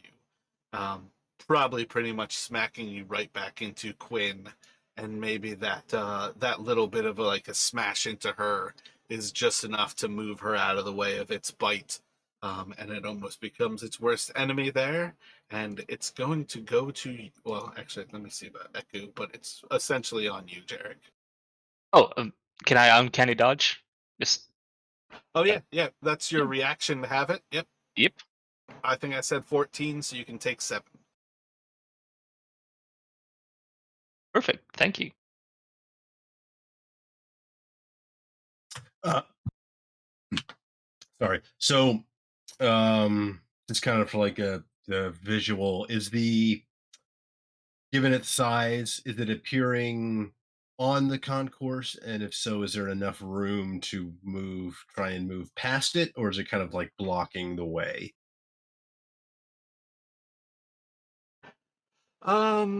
As far as I think to put it in like a perspective of the concourse, I think you're looking at something probably like that. And I guess realistically with that, it's probably a little bit closer to it kind of coming up behind you guys here. Um, Part of why I left the distance, this thing also has reach. It's very clearly a massive creature, um, able to effectively here attack any of you all. But I would say on some level, this is kind of the concourse. And with that, again, it is kind of like ambushing you all while you are clearing things. So you probably have extremely difficult terrain to kind of move through this area. Gotcha. Okay.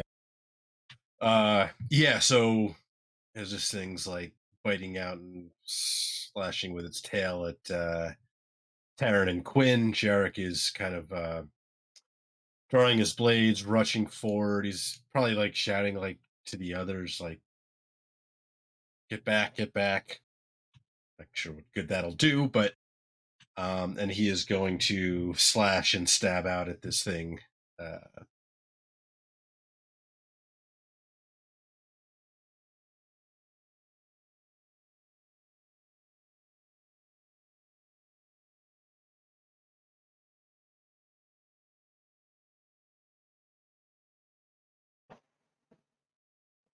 First attack, second attack will both hit.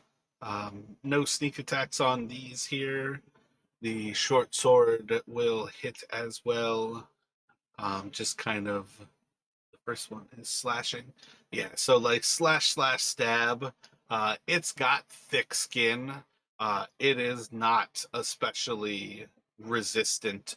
You can kind of feel almost like the thick kind of like scales that are almost like stones.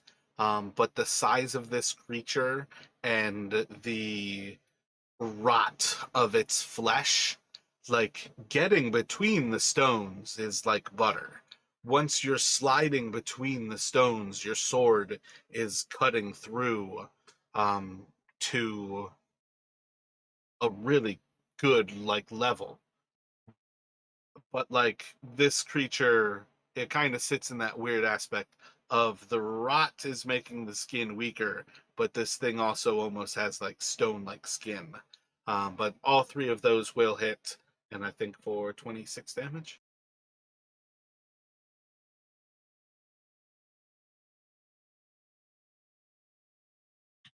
yep, looks like 26. And then Zeros is almost kind of like frozen in place as he's seeing the size of this thing. But he is going to kind of, as Jarek is running forward, kind of almost like blink and then throw out his hands and launch a couple Eldritch blasts towards the creature.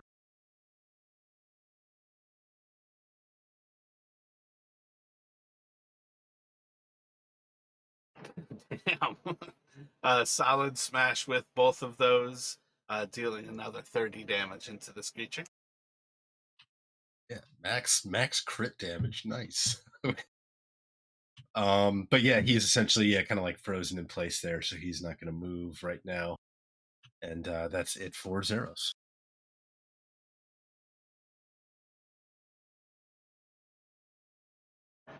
Any thoughts about what you all would care for from Eku at this point? Do you want something like Sanctuary to protect somebody like Zeros? Do you all want Bless on perhaps what like everybody like Quinn?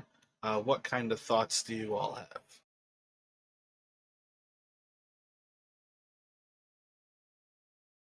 Well, I'm partial to Bliss. Should have got to mark that. Um, yeah, I think maybe Bless on probably makes the most sense. Jarek, Taryn, and Quinn.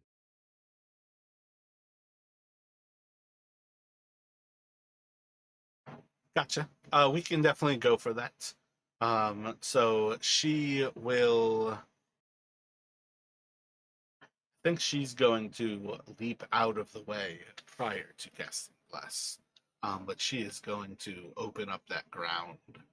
Um, it is going to bite out at her. And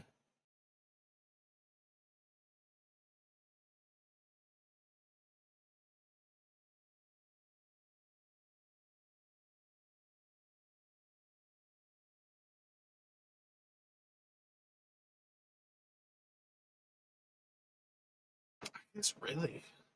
She doesn't have the AC when she's in human form. I feel like I always kind of gave her the bonus of it.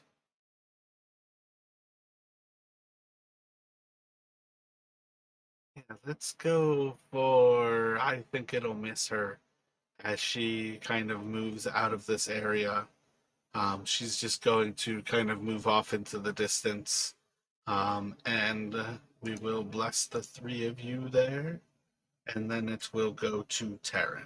What would you like to do? Well, Terran will move in and try to slice with his karambit.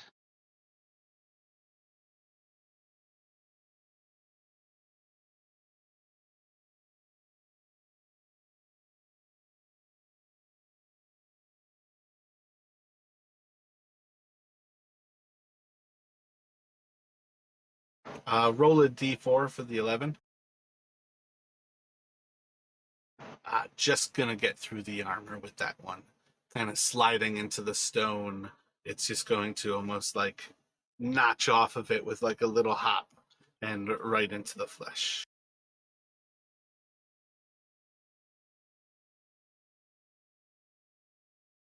Yeah, let's see. Quinn will move. Not sure how much it will do, but move in front of Ceros. Oh, Ceros. Yeah. Yep, Zeros. And take a couple of swings with the sword.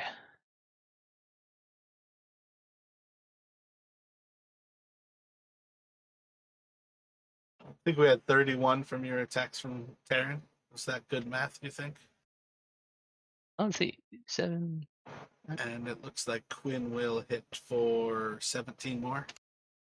Yep. Yeah, it looks like 26 plus 6 or 25 plus 6, 31. Yep.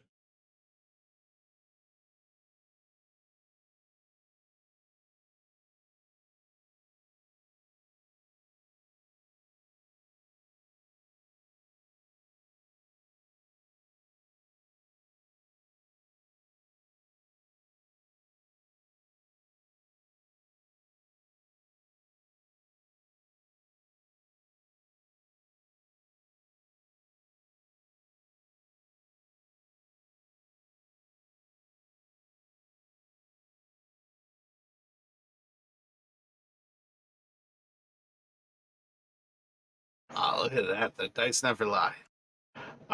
It is going to snatch down onto Zeros. It's going to bite down. And then it is going to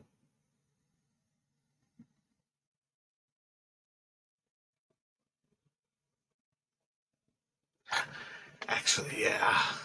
I'm going to take that back. As you all kind of like close into it, it's going to just kind of like roaring down with its like neck kind of extending out, and as this thing comes out with just this horrific dinosaur roar that's like shaking you guys with the vibrations, you're going to see as its like throat and mouth opens, there's creatures moving inside of it. And then you're going to start to see as there's some sort of like humanoids that are moving inside. And these things are swarming out and they're starting to leap from within this. This thing is filled with zombies and they are running out from within.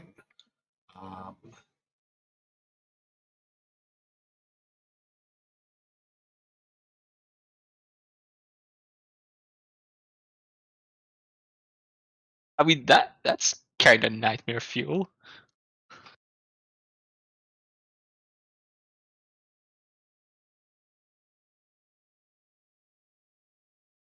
What's that in its teeth? Like, oh, it's zombies.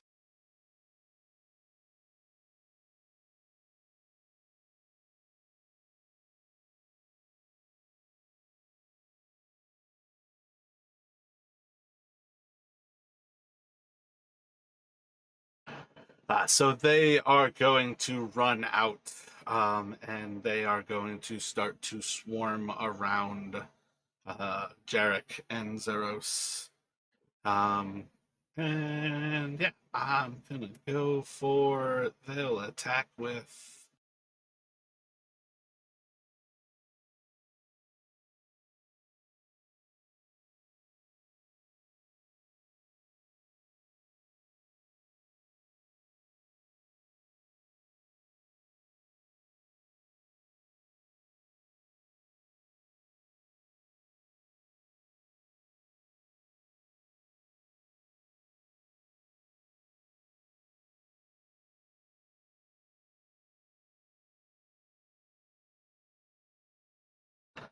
Alrighty. Yeah, I think we're gonna do one on each of those three.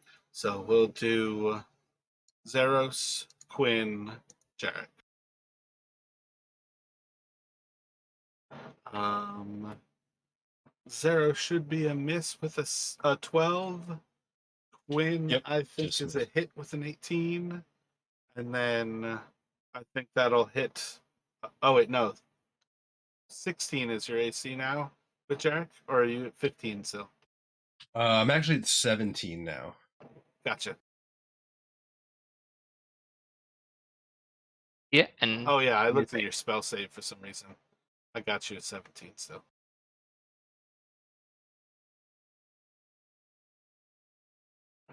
So Quinn will simply have to make a what is that? Save of 8.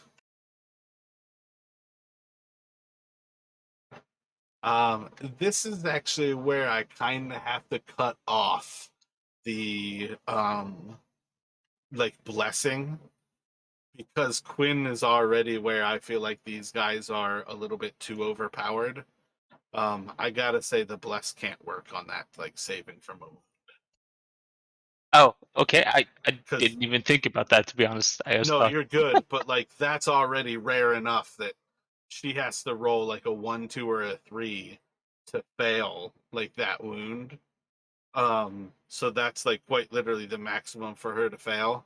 But that was like part of the area where I was going to say before.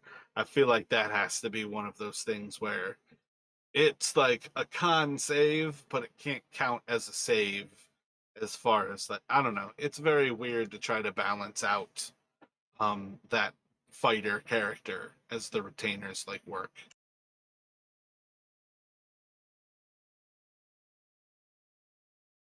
So she'll take 1 wound from that as the zombies flare out. And I think with that, that's actually going to play as the King of Feathers' turn there. And we will go to Jarek again. Yeah, so Jarek kind of dodging and kind of parrying as these zombies kind of swarm over him. He's just going to kind of like fighting his way through them, trying to continue slashing and stabbing into the King of Feathers.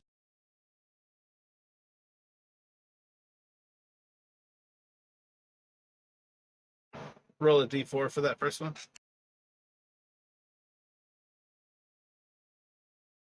Nope.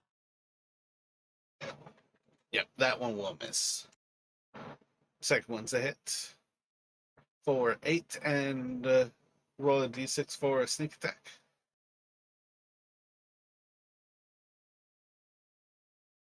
And then if you'd like to bonus with your short sword. Yep.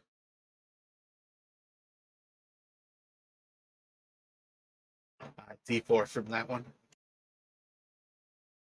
That one will hit.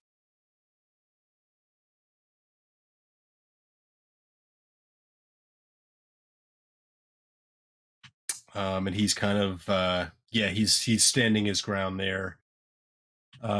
Zeros, meanwhile, now with these zombies swarming around him, he's turning his attention to them, and he is basically trying to back away, kind of um,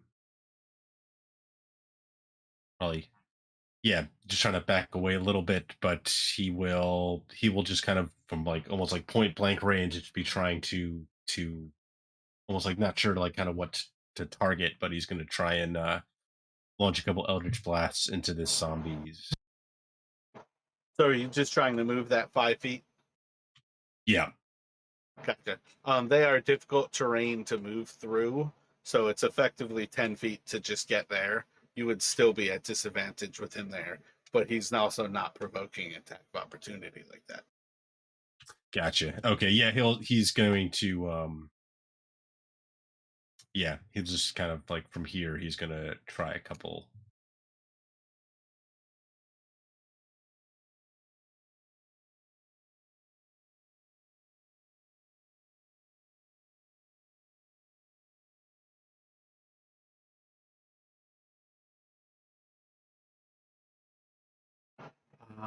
Yes, solid 2 hits from those.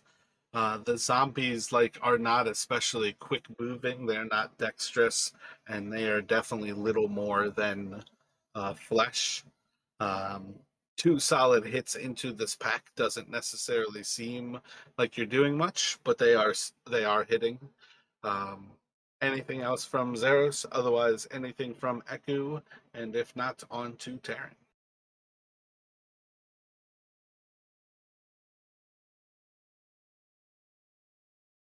So bless is concentration, right?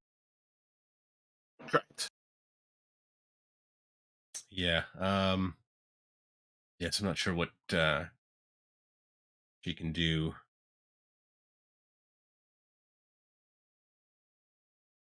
Keeping an eye on things for now.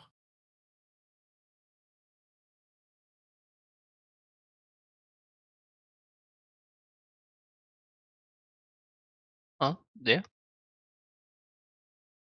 Well, if nothing else, Terran is gonna stab at the undead dinosaur.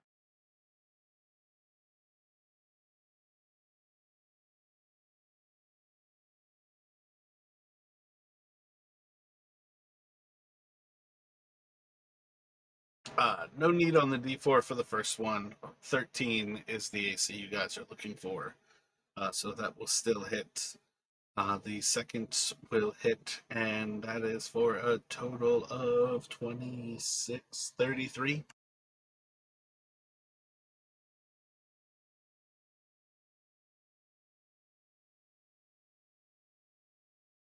And then Quinn will try to attack the zombies.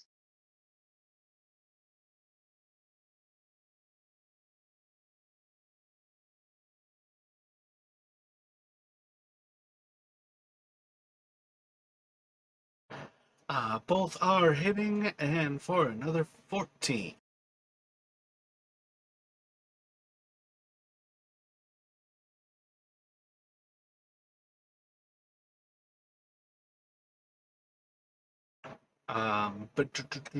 And with that, we will go to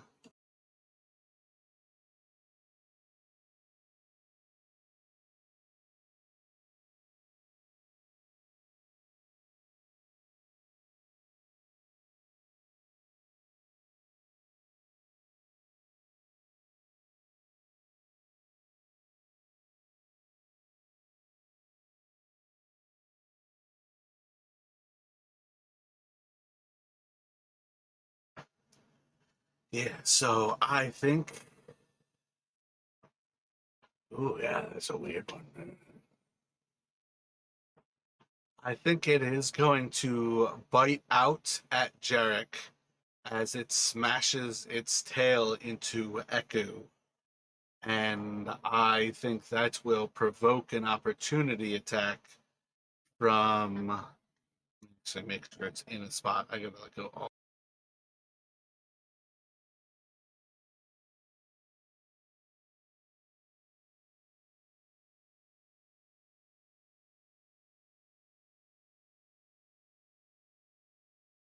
Yeah, so I think it'll provoke an opportunity attack from Quinn. This will be biting down into Jarek. That will hit for 5 more, and then smashing its. What was that? Oh, sorry. My bad. Go ahead.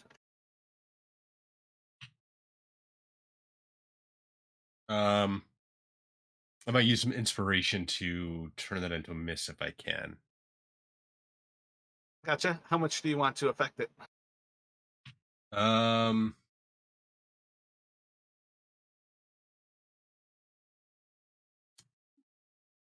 I don't have too many inspiration, but I'm going to use a 2. Gotcha. That will miss you. I think I would have you. I don't know. Maybe I didn't subtract last time, but I think that would put you at 7. Nope. I think I'm down to 2. I think I used some during the fight with the Yuan T. Gotcha. You said 2 is what your current count is. Yep, I had myself at 4 after the one from Yeah, I used it for something, I think. I can't remember what off the top of my head, but yeah, I'm pretty low now. So I have 2 left. Yeah, honestly, on inspiration, I keep that more for people to learn that I want you to keep like account of it more than I ever expect to correct you guys on what you have. To me, it's definitely more for people who are new to my kind of inspiration. Yeah, I feel like I Um, may have used it for a death save or something. Yeah. yeah, I vaguely remember. I thought I already removed it. Again, I might have just also not clicked the save button. I don't in particular remember what it was, but I do remember there was a clutch moment where, I mean, realistically, I think one of the advantages for you of playing in so many of my games is you're like the only person who remembers to use their inspiration. Yeah, I rarely remember to use it like this way to make something miss. But Yeah. But something came up even recently with one of your characters where you're like, oh shit, I forgot I can make shit miss. And it was probably for one of those like death save moments where you're like, it's much easier to make something miss me and to just not have to make the death saves at all. yeah, I think I used like a whole bunch on Valine during in the when we were in the place, and it was like I thinking back, it's like I could have just used like a couple to make the attack miss in the first place. So it's going to miss biting into Jarek. Apparently, to make up for things, it is going to smack the shit out of Eku, dealing 33 damage, which will put her at a 16 DC concentration check.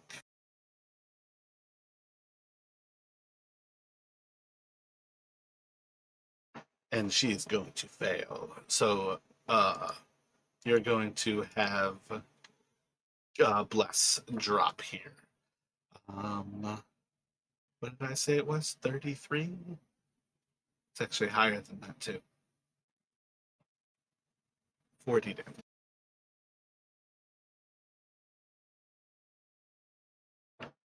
I think Eku has to switch into her normal form with that blast. The human form definitely gets like blast to shit. And you'll see as her kind of dragonoid form kind of rises from that. And then I think that takes us back to Jarek on your turn. Yeah, like Oh wait, essentially no, like my the bad. tail. The zombies. Um,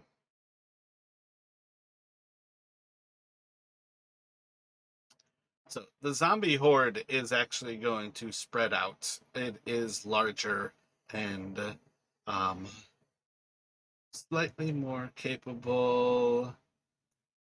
We're about to roll and see. The first one of these will be for who gets attacked, who doesn't get attacked of the 4 of you over there. Because it's either Terran or Zeros is not going to get attacked. Terran will be odd. And then the second one is going to be for the 3 of you to see who gets attacked twice. So Terran was odd, so it's going to attack Zeros and Quinn, which would put.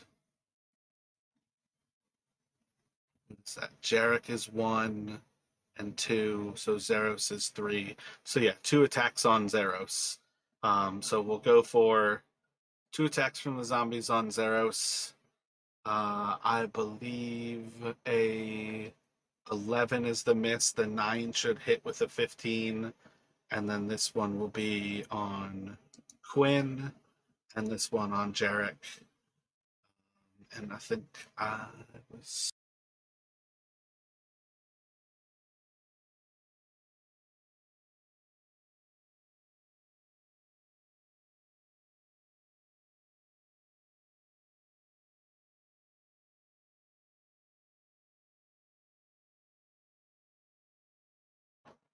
So 10 points, 13 points of bludgeoning to Jarek. And my bad, I skipped over the Zeros. Oh, wait, his is a save. con save of what is that?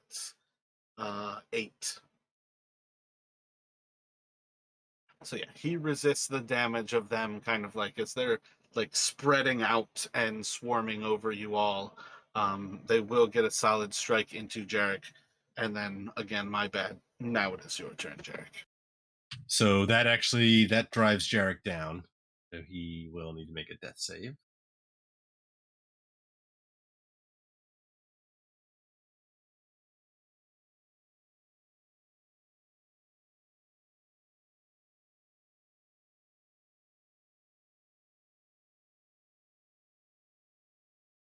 And then that will take us to Zeros. Yep. And Zeros is going to, I think, as these things are still swarming, just continue kind of frantically trying to blast into them.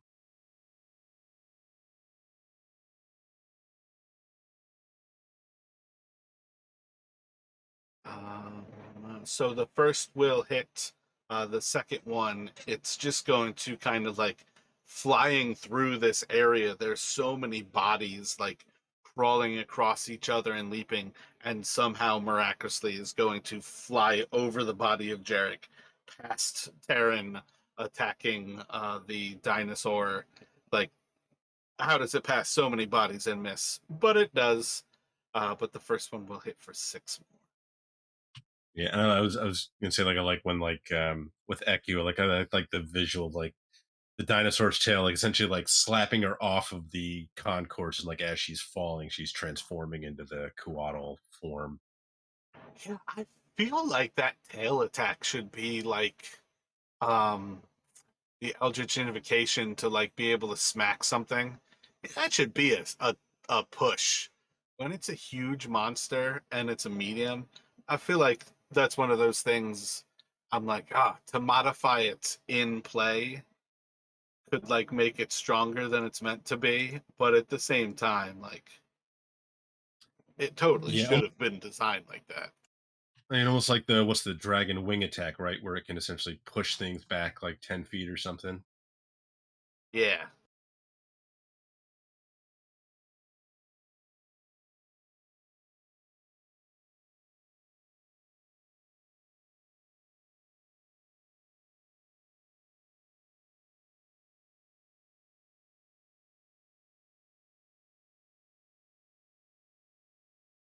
So I believe that will take us to Echo.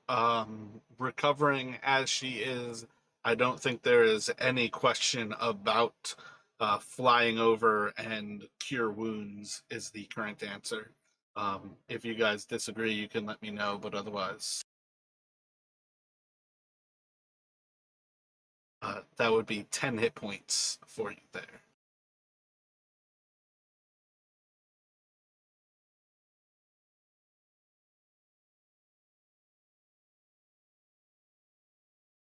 And that would take us to Terran.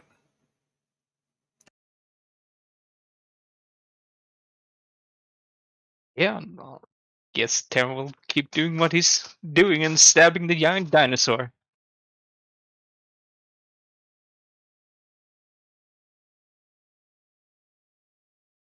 Depending on the level of considering Echo a threat, you do still have sneak attack here.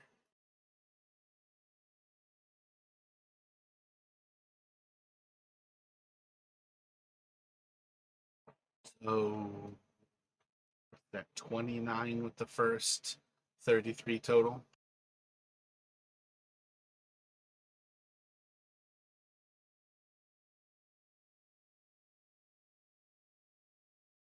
And Quinn will keep going for the zombies.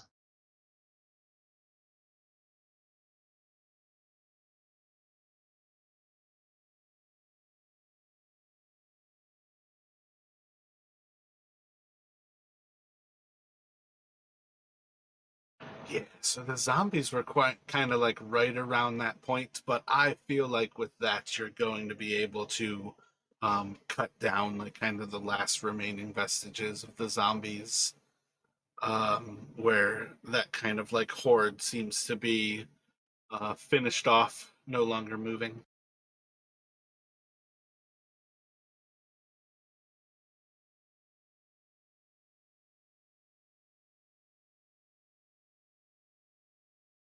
Any other movement from Quinn?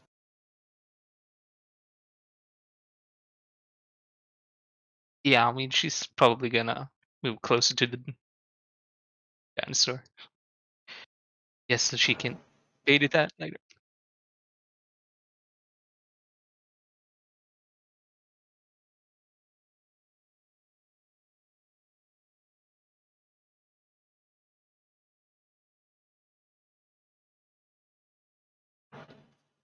Alrighty, so Quinn is 5. Bite into Quinn, that should hit. And then smashing Terran with the tail also should hit. I need Quinn to make a strength saving throw. Oh, wait. Nope, nope. Automatically grappled and restrained. I don't think she can pass 33 DC for her con check. I think she's simply going to lose a hit die there. And then Terran is going to take 27 bludgeoning damage as its tail blasts into you. And I'm gonna use my uncanny dodge. Gotcha. So your reaction can reduce that to 13. Jarek, prone on the ground. Technically, both of your swords are dropped. You can stand for half your movement, pick up the magical one for your free action, but you'll be limited on that other sword for now. Yeah. So yeah, Jarek will kind of get back to his feet. Yeah, bringing up the magical sword, and just slashing out at the dinosaur.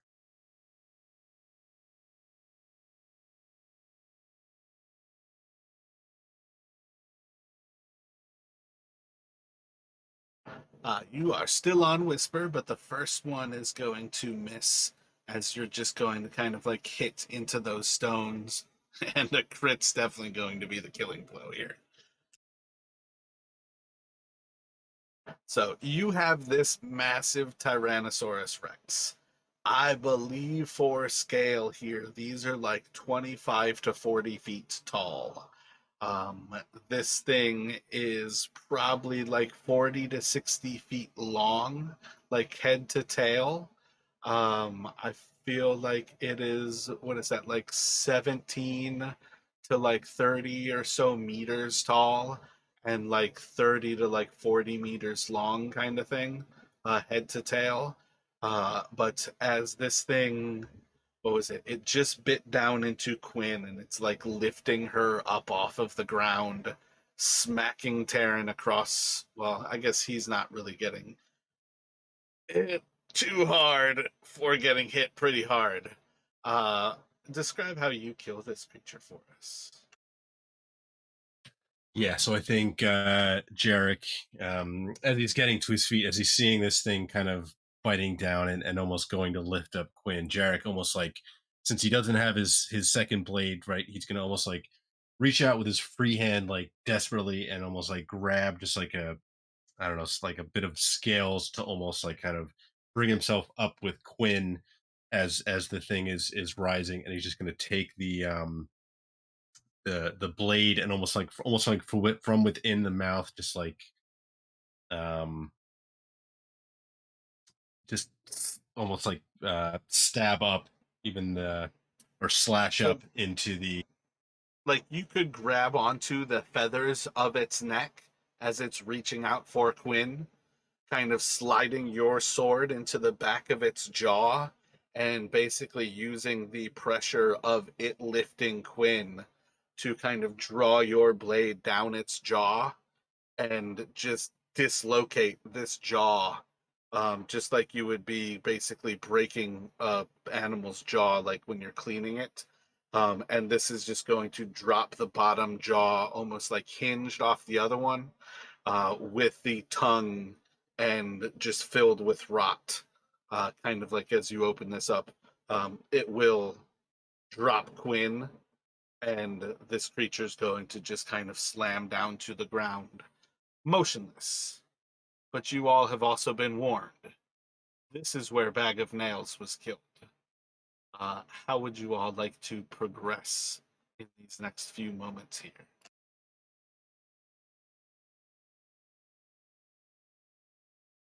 Yeah, so Jarek kind of shakily kind of like getting off like the top, like kind of jumping down after this the thing falls. And yeah, thinking of what Bent at Bronze had said. We need to run. Yeah, we need to get away from this as quickly as possible before it decides to do an act 2 on us.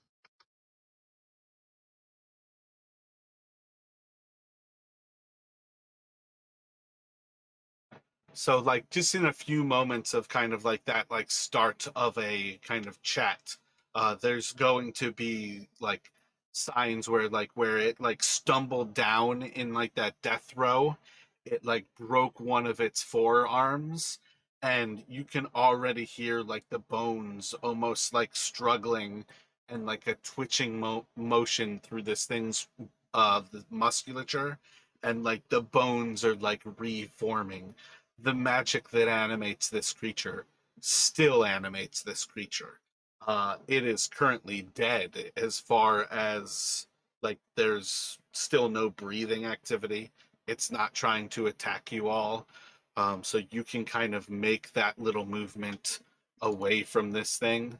But there's basically going to be, um, depending on how fast you all clear away from this, there's going to be a point where there's kind of like maybe like a pop as you kind of like hear this thing's stomach kind of exploding from within, and that same rot and kind of like gnats and flies are going to start to swarm around this body. You can kind of see like some of the zombies like crawling out of its gut. But shortly, what is the highest passive perception with you guys? Taryn with a 14? Yeah, I'd say kind of I have like a your last like view of this thing is basically going to be like almost looking back as the corpse essentially is going to disappear in that same like pile of like rot flies and gnats, as this thing is basically going to uh, almost beyond its will be dragged back towards that amphitheater to recover and rise again.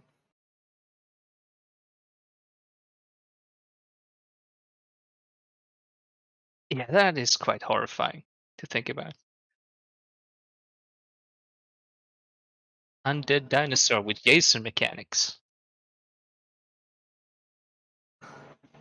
So that was the real danger of coming back up here as far as the next like time frame kind of works for you guys. I feel like there's probably a solid chance that you want to take a short rest at this point. There's not really enough healing to go around without giving you at least that. I think you'll find to take the time to rest, you might not make it to this area with enough time to search. Um, and you would almost definitely not make it to the area if you try to find shelter and then go there. So I feel like that's kind of like the next moment of questioning what you might be going for here. Do you want to, like, you're close to Wongo's, where you could shelter in a temple. You've gone to the building to the east of you, was like that storehouse and almost like the open top kind of garden, where the jungle had kind of consumed it. Or you met Bag of Nails just a little bit more north of you all, where the actual amphitheater was. Do you all have kind of like a thought about like a fast forwarded idea? Do you want to go and search for this entrance tonight if it risks not having a place to stay? Do you want to lock down a place to stay first and perhaps rest? Like, what are kind of this like next few hours of priorities for you all? Yeah, Jarek is pretty much ready to kind of give up the hope of finding the tomb tonight. He's definitely he's in rough shape. So he's thinking we need to find a place to lay low, and also thinking like we need to get off this concourse. He's not sure how long it'll take for that thing to recover. Um, so he's thinking let's get off the concourse, get back and find some shelter. So that would be his priority.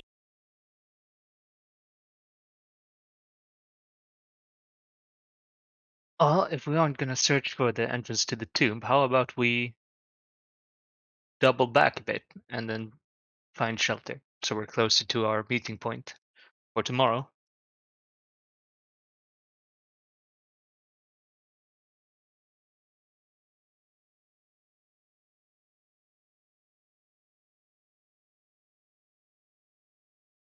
I guess we could try and get back to the um this one building. Like we head down to the next set of stairs south, not the one like right south of us, but the next one, and then try and maybe take shelter in one of those buildings because I believe that Oh, in both of those as well. yeah, right. Those apartments above the what was it, Temple of Iji?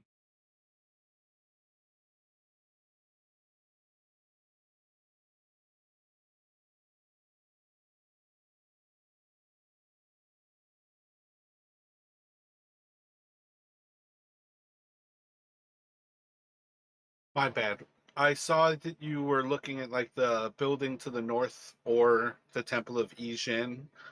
I don't remember the ones that I described as the apartments, but is that immediately to the west of it?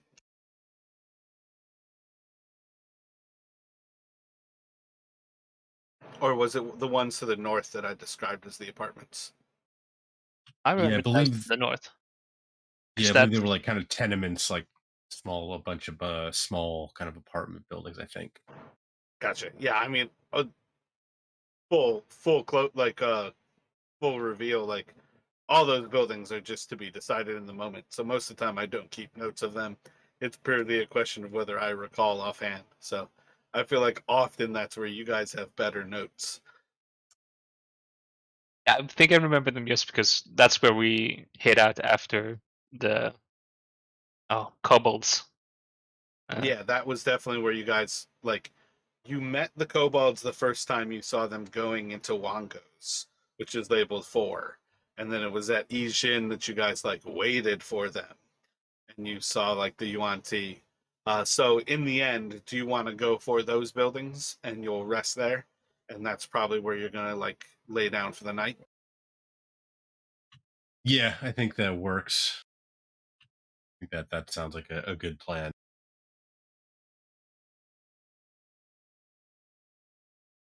So one of the things that I distinguish a kind of difference between the rests is like taking the time to immediately bandage yourself is short resting. Taking the time to long rest, even though you have that downtime, it doesn't mean that you're recovering anything until the end of it.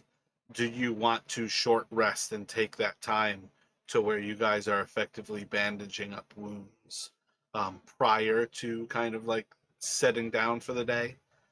What it really comes down to is you actually taking time to bandage wounds. Jarek could definitely use that, and he could offer to bandage up some of like Taryn's wounds as well, or like maybe deal with some of the bruises from like the dinosaur tail. Yeah, I mean, even if I did manage to dodge the brunt of it, I still think I cracked some ribs.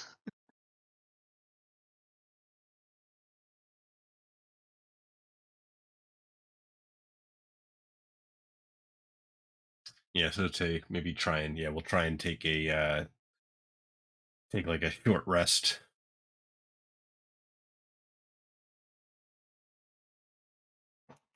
Let's go for I think I'm just going to roll one here. As far as like the next hour is going to play out,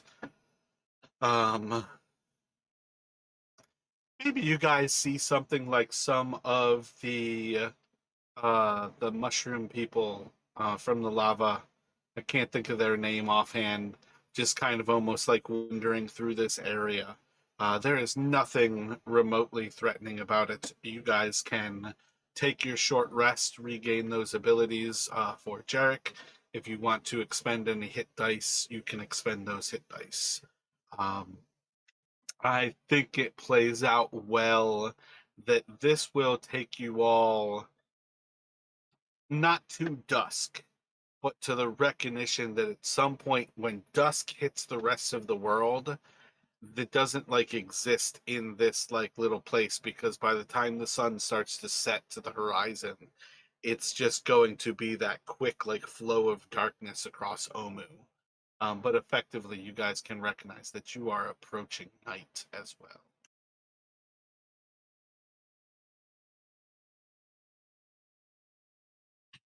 So Jarek will also like as you said, bandage up some of Taryn's kind of ribs, and That's like an actual med kit use. yes, yep.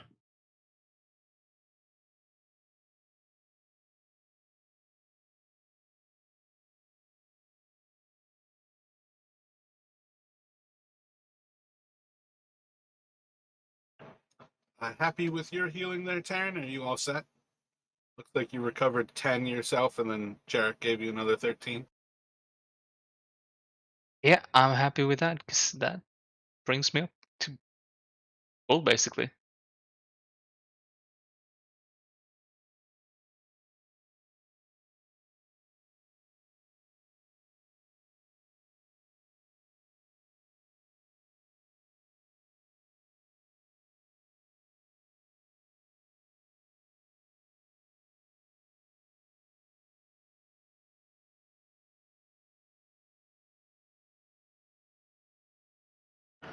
So, with this, you all are going to approach another night in the open city. You have a certain understanding that the Yuan-Ti should not be bothering you.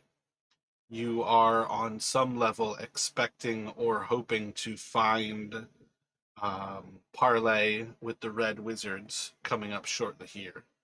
Do you all have thoughts as to how you will approach the night's rest and effectively keeping a watch?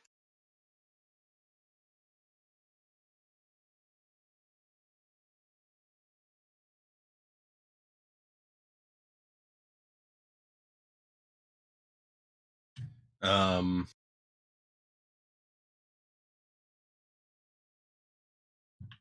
yeah, so Jarek is thinking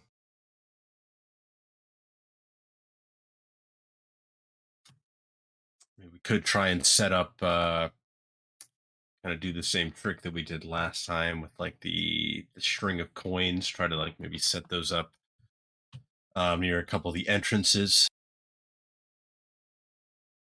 in addition to keeping a regular watch. Maybe try and go if we're going to stay kind of within the apartments, maybe we try and just kind of stay in darkness, not try not to attract any attention. So maybe go any lights, have like a cold camp.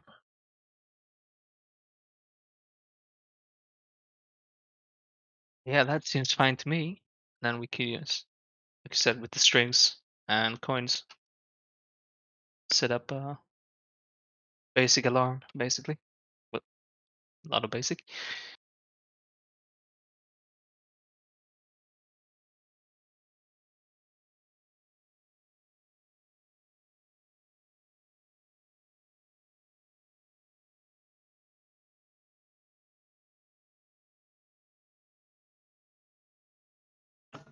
All right, you guys can set up some things to give yourselves like forewarning. What kind of order do you think you want to go on as far as the watch goes?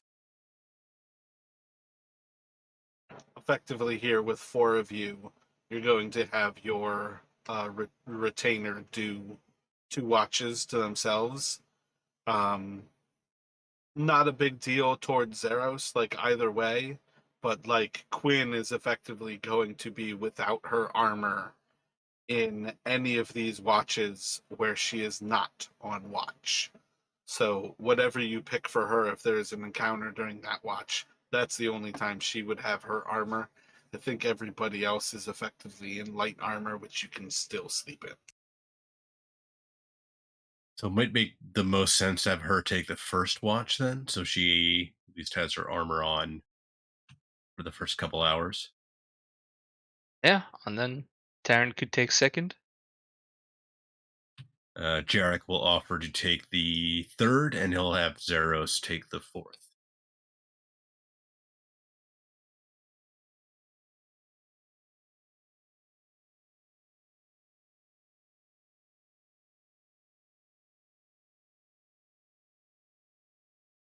So Quinn's watch is going to be effectively very quiet. Taryn, I need to get 2 perception checks from you here. And can I have you roll a D100 for me, Jarek?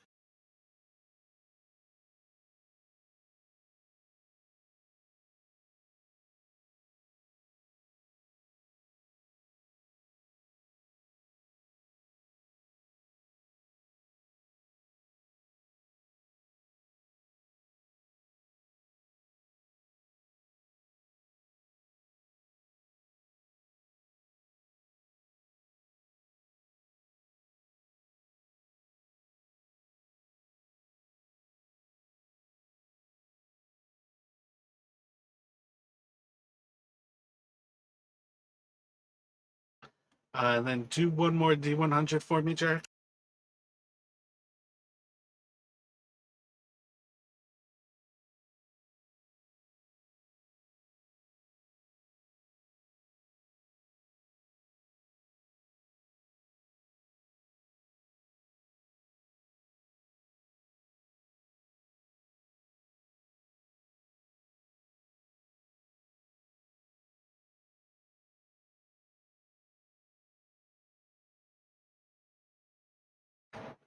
Chris, I would like you to roll a die for me. Odd is going to be good, even's going to be bad.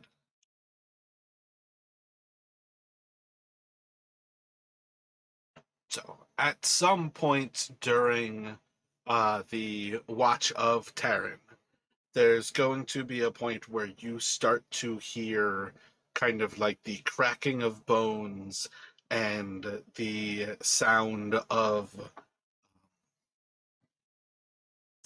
undead, like scraping, like bones scraping across stone.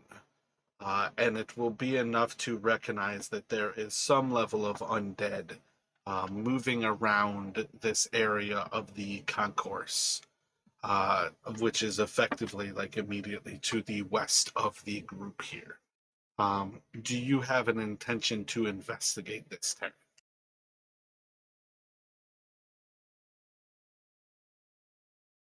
So much investigate is just keeping an ear on it, so to say. To not see if it comes well, basically close to any of the alarms we set. Gotcha. As far as your alarms themselves go, nothing is going to trip here. The moments are like the minutes are going to start to move by with like the speed of molasses at first. And as you continue to not hear anything from your alarms, the hours are going to start to burn by. That will actually then take us to Jarek. Can I have Jarek roll a perception check and then Taryn at the 100?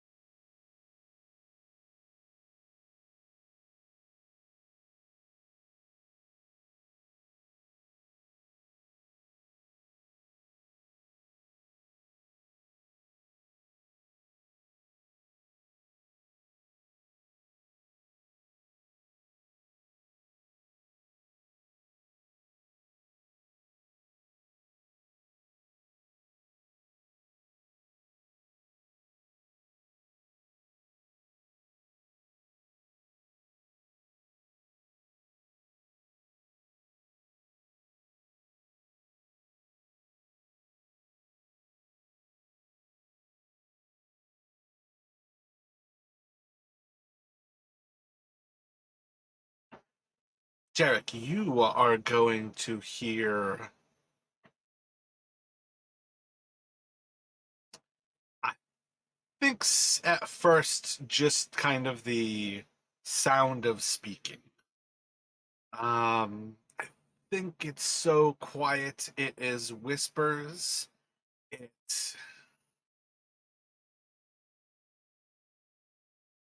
I'm almost tempted to ask if you even care to go further into that. Like, if you are inside not hearing alarms, but you hear whispers, you hear words being spoken aloud, do you have thoughts as to approaching it closer, or are you going to stay sheltered?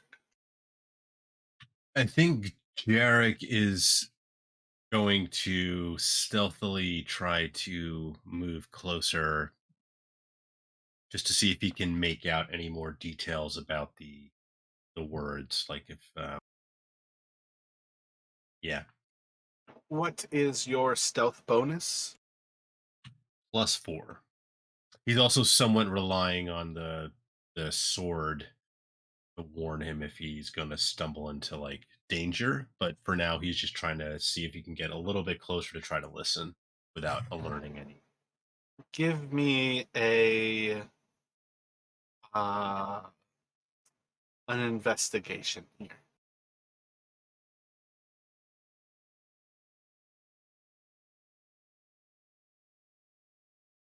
So you're able to position yourself in a way that you are not necessarily able to see what you're looking for, but basically identify that there's someone speaking in common to the west of this building. Seems to be calm. You can't make out the words. It's still basically muffled by the actual stonework of this place. You can go further to try to make your way, like outside, or yeah, effectively outside at this point, to try to gain um, more information. But at present, I think that's kind of where you can gather. Yeah, I think he's going to risk it. He's going to attempt to stealthily try and get closer, avoid jangling the coins himself. Kind of by moving very slowly, given he's not setting up any light, so kind of moving around in darkness. But he's hoping to get, maybe even if just catch like a little bit of a glimpse. So he's going to try and sneak closer. Gotcha. So you could go outside and make your way from the ground. You could go out to like the roof of this place and look down. Where do you think you would go?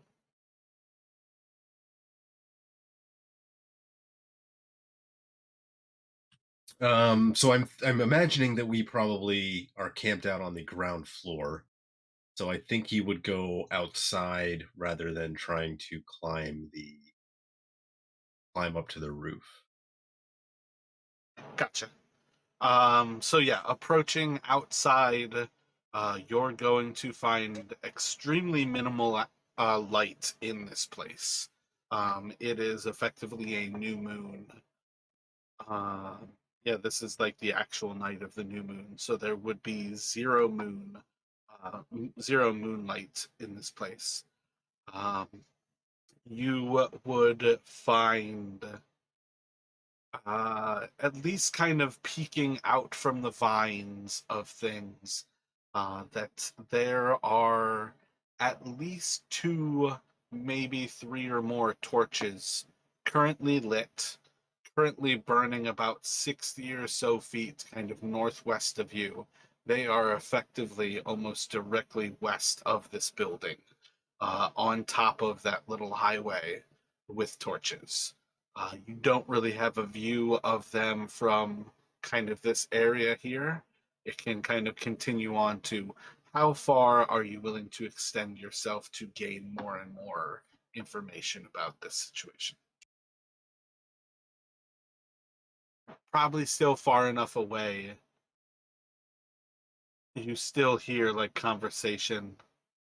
I still don't think you necessarily have a reason to hear what the words being spoken are yet, though. Yeah, he's kind of like he's going to be kind of looking back towards the apartment building where he's left the others, and then back towards the torches, and not sure he's making the right decision, but he is going to attempt to continue sneaking closer. Get a hoping to get to a point where he might be able to overhear some of the words or see something that might let him get some sense of who these people are. Like, does it like a flash of a weapon or something about their clothing or something like that? So I think he needs to get closer for that. You could close up against the wall and get a solid purchase to listen, but you would have no view. Or you could start to approach like the Temple of Ijin and like climb on top of the like wall for a view at where they are. But you would very much be exposed at that point, like a body on top of the wall. But I feel like those are kind of the immediate options that you have, like climbing the wall on Ijin for a view of things, but isolating yourself even more from the sound, or going up to the wall and trying to listen basically from like the vines immediately below them. I think he'd decide that hearing what's being said would probably be better, so he will try for the former option and try to essentially get himself close to the wall to eavesdrop.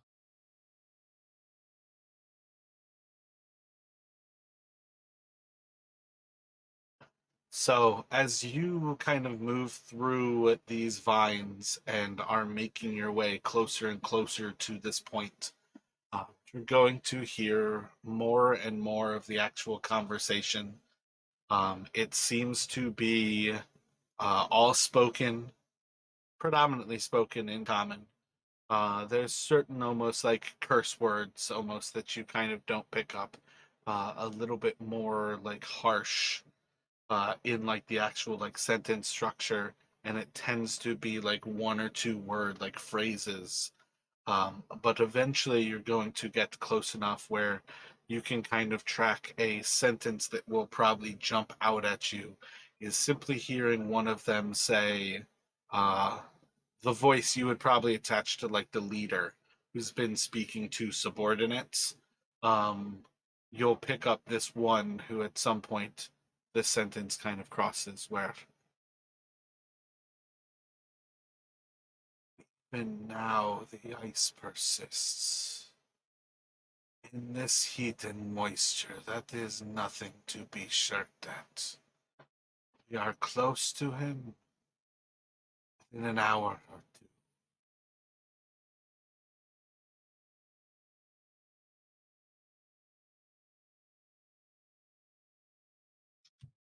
So Jarek thinks, got an inkling.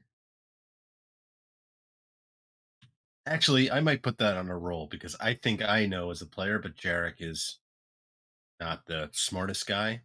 So You guys have only seen ice in one place in Chult.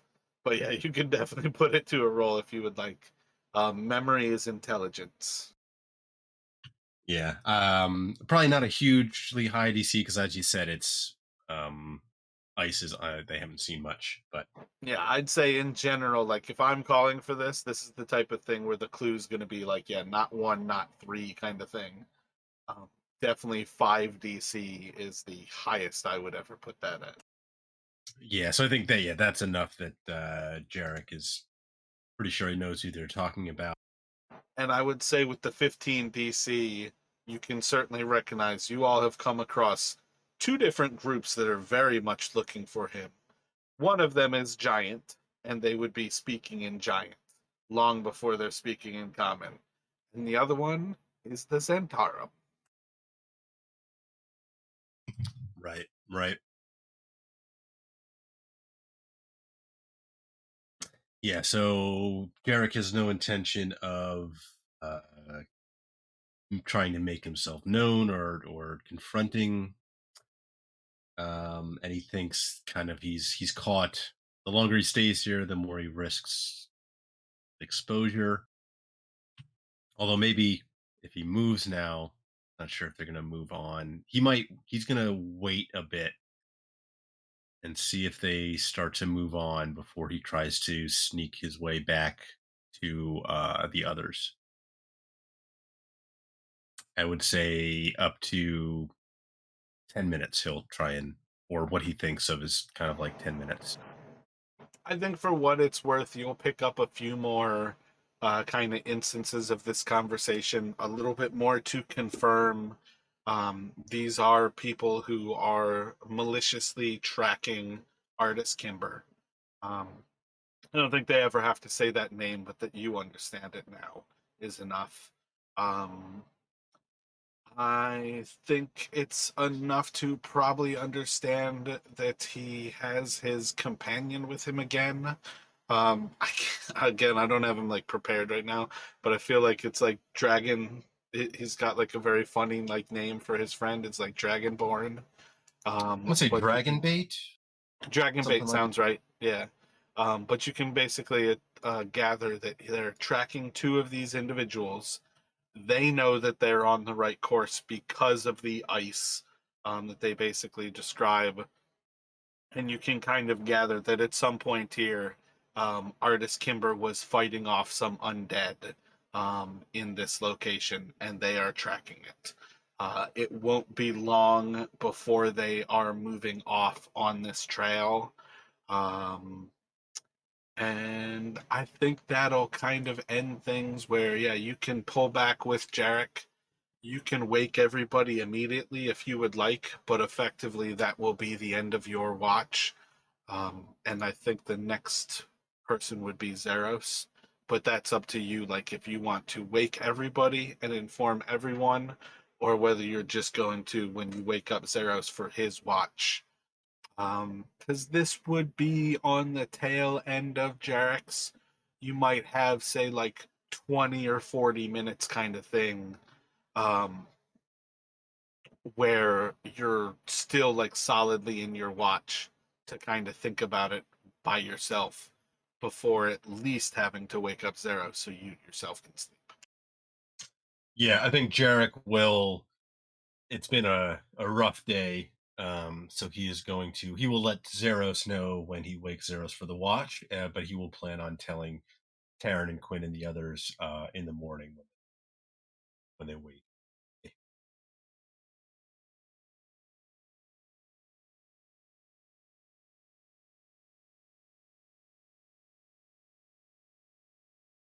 You said you would tell them all in the morning, including Zeros? He'll tell Zeros when he wakes Zeros for the last watch, but he will Okay, tell okay. the others when they in the morning. Yeah.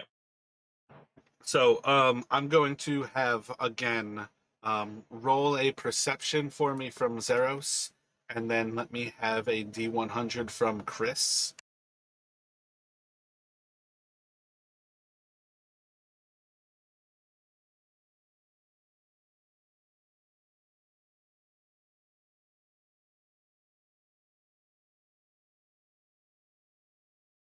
I mean, realistically, he has no Zeros has no modifier, so it'd just be a regular straight D20. So I don't know if that's I can remember if it's wisdom or intelligence, but it doesn't really matter.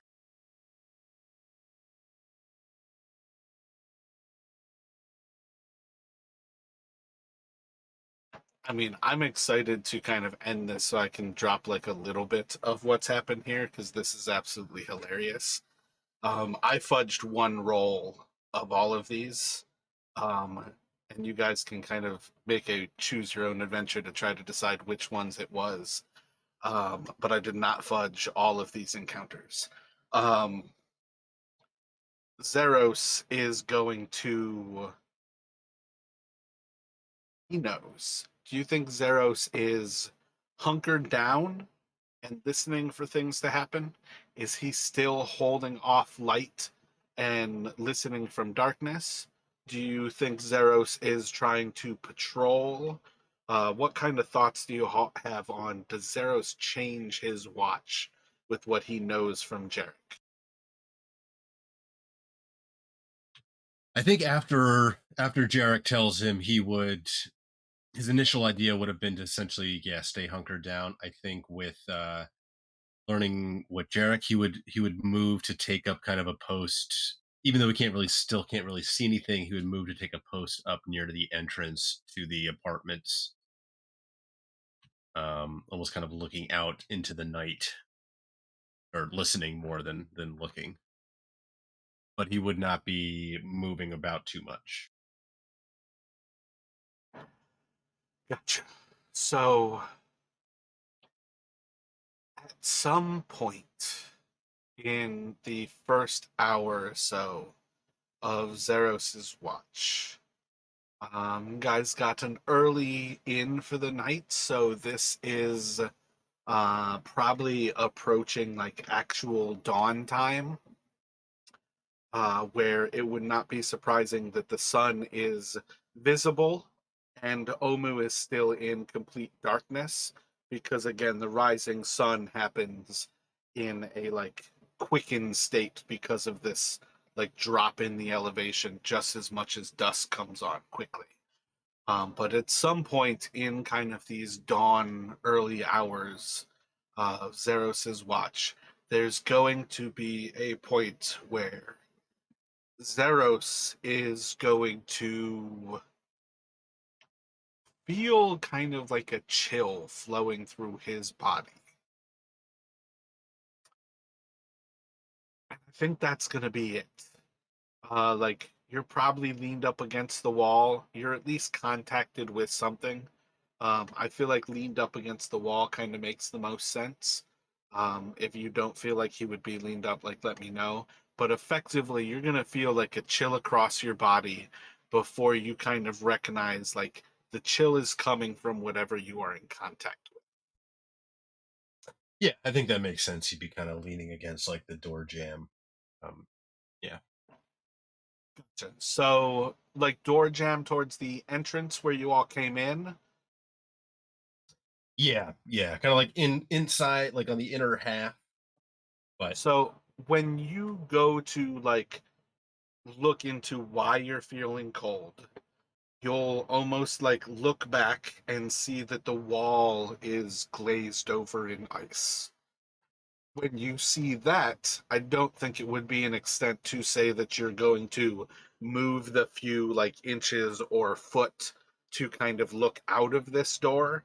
And you can still be in plenty of shelter, like peeping out like this, but you are going to see that there is just like an orb of ice that's kind of extending around and into this wall, into the courtyard, and it's almost touching the like front wall of this. Oh wait, you're not in Ijin's temple.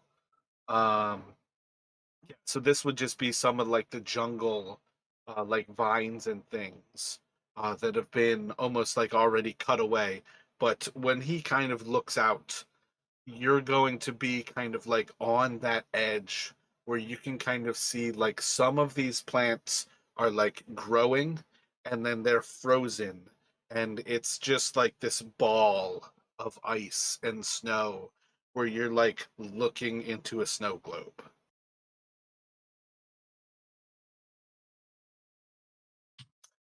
and I think at that point, Zeros is going to wake Aaron first. You said Taryn? Yeah. Well, I mean, yeah. Oh, you said Taryn first. Is your intention like Taryn and then you're gonna get everybody up? Yeah. I wasn't sure how much, like, if it would be, how much time it would take, but the intention would be wake everybody, but he would start with Taryn.